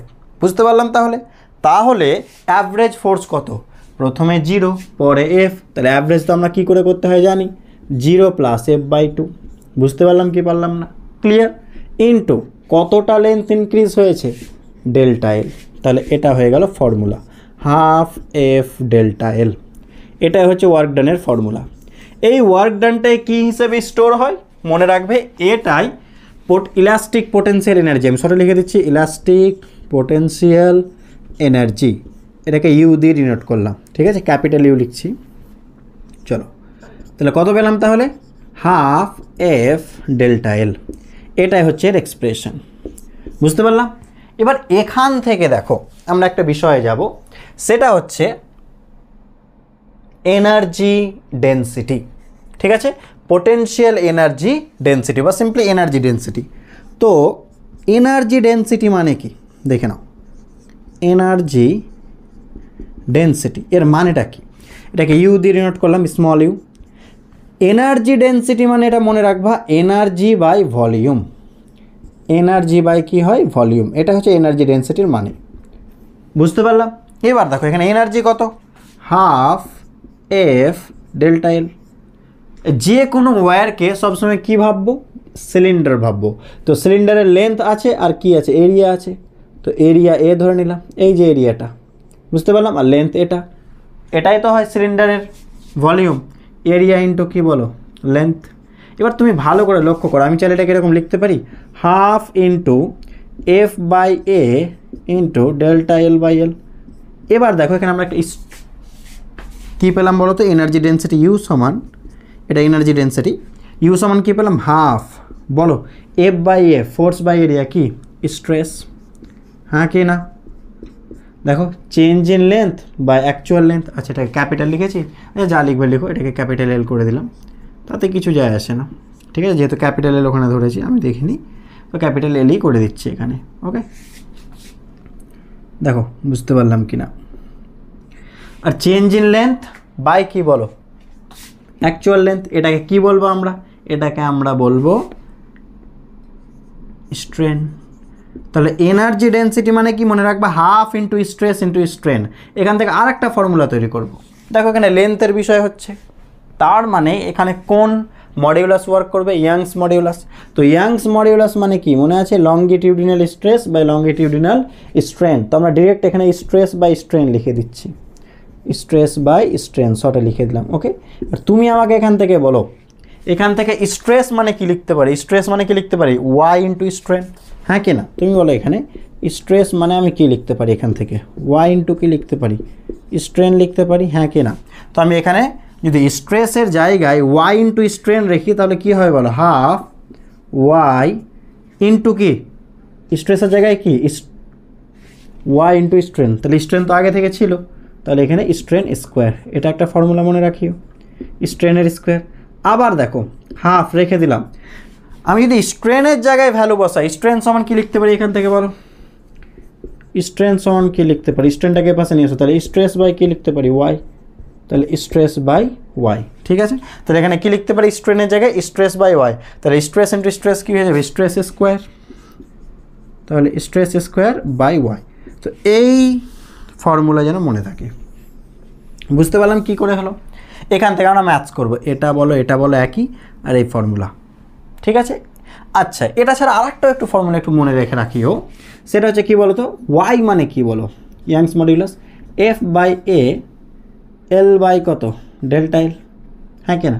দেখছো স্মল লিখে লিখে অভ্যস্ত হয়ে যাও, ক্যাপিটালের, ক্লিয়ার? এবার তুমি আমাকে বলো এখান থেকে এফ সমান কি লিখতে পারি, এফ সমান কি লিখতে পারি Y A delta L by L, হ্যাঁ কি না?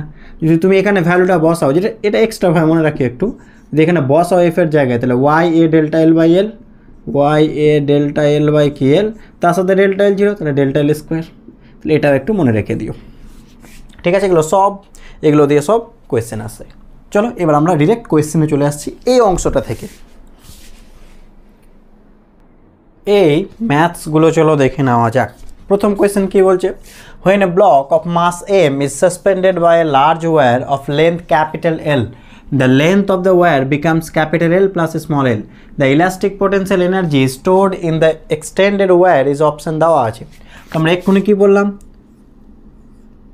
ইলাস্টিক এনার্জি কত হয় হাফ এফ ডেল্টা এল, হ্যাঁ কি না? হাফ এফের জায়গায় কত লিখবো বলো, এম মাসের ব্লক ঝোলানো হয়েছে, তাহলে নিচে কত ক্রিয়া করবে এমজি, বুঝতে পারলাম? এখানে ফোর্সের জায়গায় কত, যেহেতু এম মাসের ব্লক এমজি, আর কতটা লেন্থ ইনক্রিজ হয়েছে ডেল্টা এল মানে কি ইনক্রিজ, ভালো করে দেখো ছিল এল হয়ে গেছে এল প্লাস স্মল এল, তাহলে কতটা ইনক্রিজ হয়েছে স্মল এল, তাহলে দেখুন হাফ ক্যাপিটাল এমজি স্মল এল, কোনটা আছে অপশন বি, বুঝতে পারলাম? Next, when an elastic material with Young's modulus y is subjected to stretching stress S, elastic energy per unit volume of the material is, আচ্ছা বলো elastic energy per unit volume মানে কি? এক্ষুনি বললাম দেখো energy density মানে কি energy পার volume, মানে এনার্জি পার ইউনিট ভলিউম একই কথা, ঠিক আছে? তাহলে এনার্জি পার ইউনিট ভলিউমের ফর্মুলা কি একটু মনে করো, কি দিয়ে আছে, এসটা কি বলো স্ট্রেস, তাহলে উত্তরগুলো স্ট্রেস দিয়ে আছে আর মডিউলাস। তো আমরা এক্ষুনি কী বললাম এনার্জি ডেন্সিটি ইউ সমান কী হয় বলো, হাফ ইন্টু দেখো এক্ষুনি লেখা আছে স্ট্রেস স্কোয়ার বাই ওয়াই, হ্যাঁ কি না? এবার স্ট্রেস মানে কত, এখানে এস বলেছে, তাহলে হাফ এস স্কোয়ার ওয়াই, তাহলে S square by two Y, কোনটা আছে দেখো S square by two Y, option D, বুঝতে পারলাম? পরের কোয়েশ্চেনটা চেক করো মেটাই। আচ্ছা পরের কোয়েশ্চেনটা দেখো কি বলছে, পজ করে ট্রাই করি।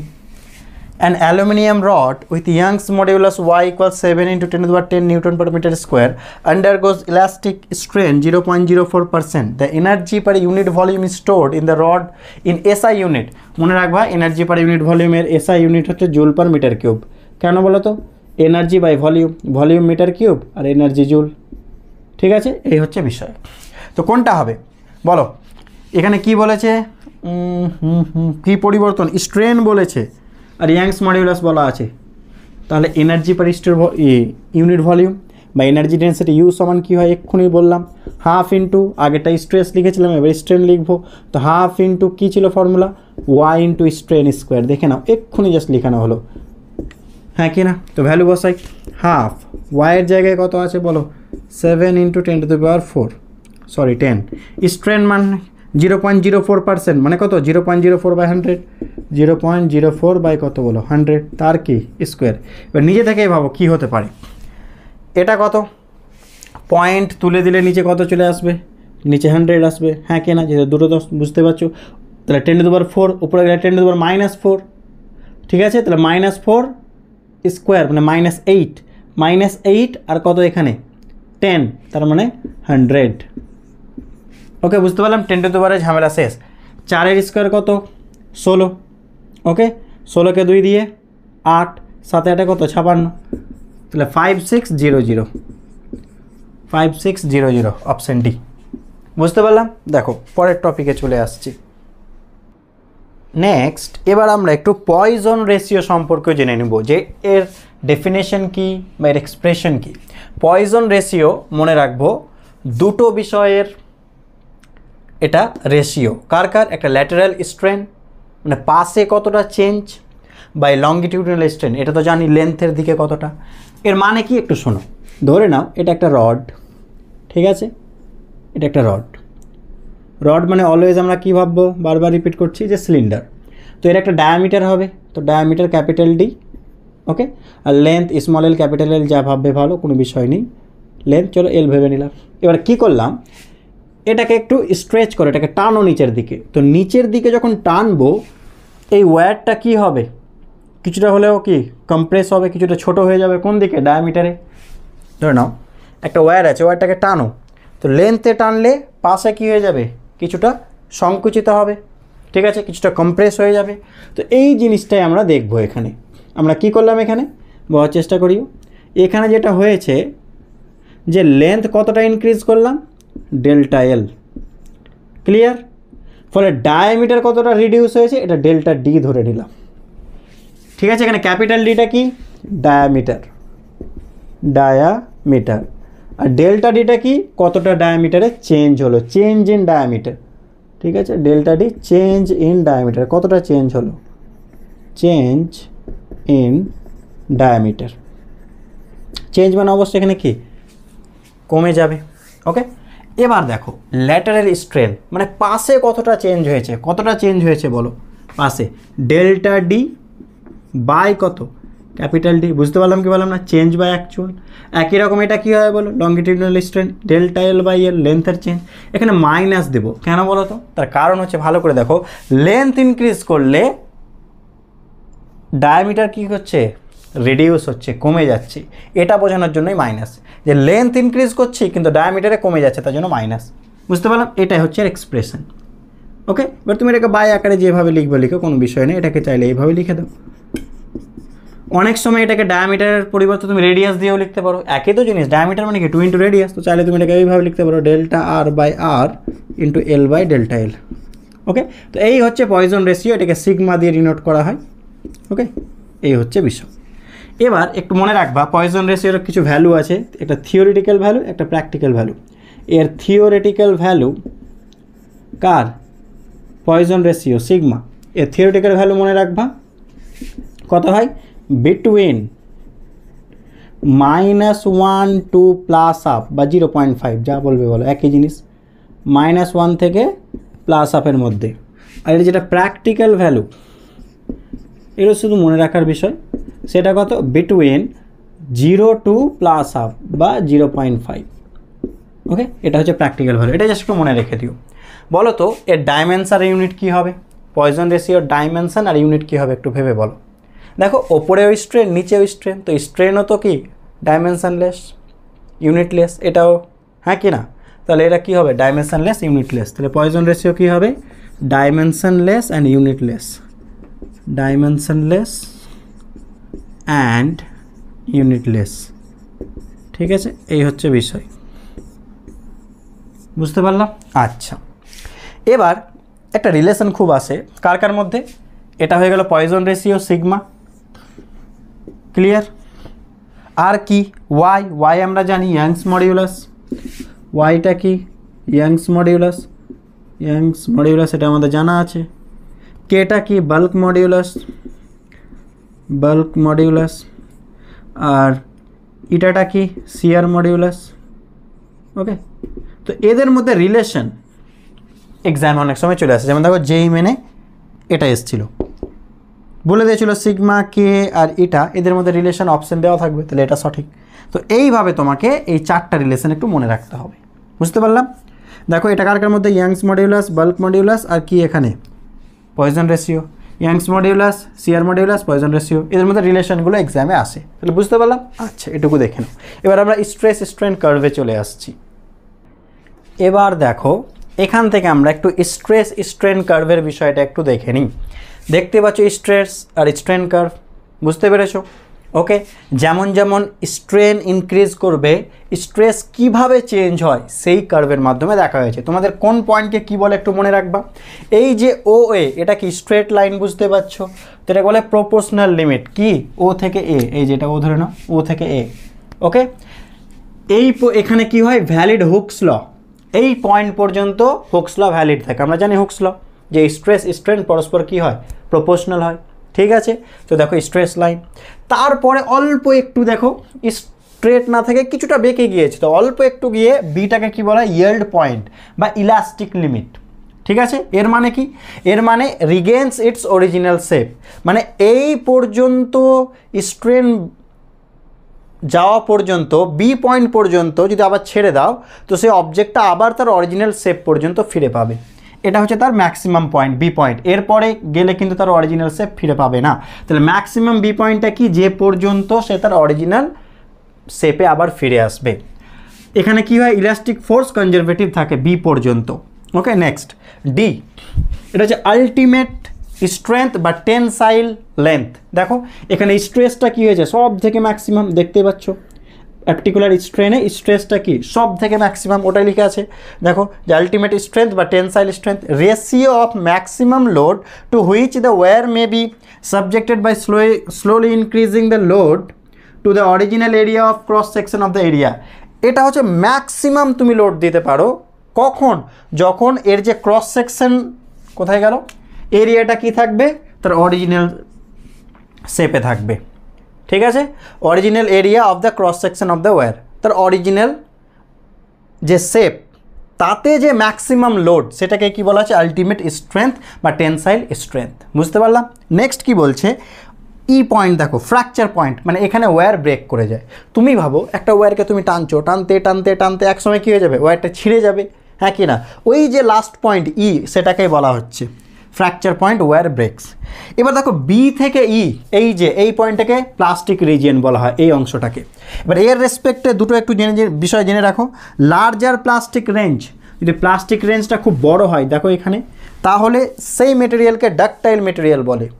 আর যদি স্মল প্লাস্টিক রিজিয়ন হয়, দেখো ছোট এই পর্যন্ত, তারপর থেকে এই অংশ দেখো খুব কম, ওকে, তাহলে তাকে বলা হয় ব্রিটল মেটেরিয়াল। নেক্সট আর একটা এর থেকে একটু আলাদা, এই যে এখানে এর পাশে কি লিখবা, স্ট্রেস, এখানে স্ট্রেন, এগুলো লিখে নিও, স্ট্রেস স্ট্রেন। এখানে কি হচ্ছে দেখো তো, স্ট্রেনের ভ্যালু অনেক পর্যন্ত ইনক্রিজ করা যাচ্ছে। তো এই টাইপের মেটেরিয়ালকে ইলাস্টোমার বলছে। The materials which can be elastically stressed to a large value of strain. ঠিক আছে, অনেকটা বেশি একে কি করতে পারি, আমি স্ট্রেচ করতে পারি, এর স্ট্রেনের ভ্যালুটা অনেক বেশি হয়, অনেক বেশি পর্যন্ত একে স্ট্রেচ করা যাবে। এই টাইপের কি বলা হচ্ছে, একে কি বলা হচ্ছে, ইলাস্টোমার। ওকে, তার গ্রাফ এইরকম হয়। এবার এখান থেকে একটা কোয়েশ্চেন এসেছিল, আমি একটু বলে দিচ্ছি কেমন। এই যে কোয়েশ্চেনটা এসেছিল ব্রিটল আর ডাকটাইল দিয়ে, তো বলো ব্রিটল মানে কি, কম প্লাস্টিক রিজিয়ন, ডাকটাইল মানে কি, বেশি। তো এখান থেকে একটা সালে কোয়েশ্চেন এসেছিল, আমি বলে দিচ্ছি, দেখে নাও। তাহলে এই কোয়েশ্চেনটা কি হবে বলো তো, the stress strain curves are drawn for two different materials X and Y.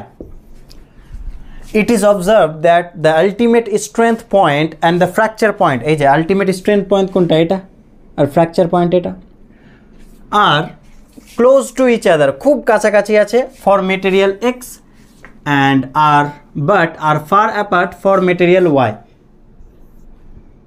দেখো কাছাকাছি কার জন্য আছে বলেছে, X এর জন্য। তো কাছাকাছি কার জন্য হয়, স্মল কার জন্য হয়, ব্রিটেলের জন্য হয়, তাহলে এক্সটা ব্রিটেল আছে। বুঝতে পারলাম? আর অ্যাপার্ট মানে অনেক দূরে আছে, ফার অ্যাপার্ট, দূরে আছে, দূরে থাকা মানে কি বলো, ডাকটাইল, লার্জার প্লাস্টিক রেঞ্জ, তার মানে ডাকটাইল। তাহলে প্রথমটা ব্রিটেল, এক্সটা ব্রিটেল, আর ওয়াইটা ডাকটাইল। এবার কি বলেছে, we can say that materials X and Y are likely to be respectively, option দেওয়া আছে। তাহলে বুঝতে পেরে গেলে, এক্সটা ব্রিটেল যেহেতু স্মল, কাছাকাছি, ফার অ্যাপার্ট, ডাকটাইল, তাহলে কোনটা হবে, ব্রিটেল অ্যান্ড ডাকটাইল, অপশান বি। তো এই কোয়েশ্চেনটা এসেছিল। ওকে, তো ব্যাস এই পর্যন্তই এই চ্যাপ্টার কমপ্লিট হলো আমাদের। ওকে, দেখে নিও। আচ্ছা, তাহলে আজকে এই পর্যন্ত রাখছি। সবাই ভালো থাকি, সুস্থ থাকি এবং পড়াশুনো করতে থাকি। Thank you so much.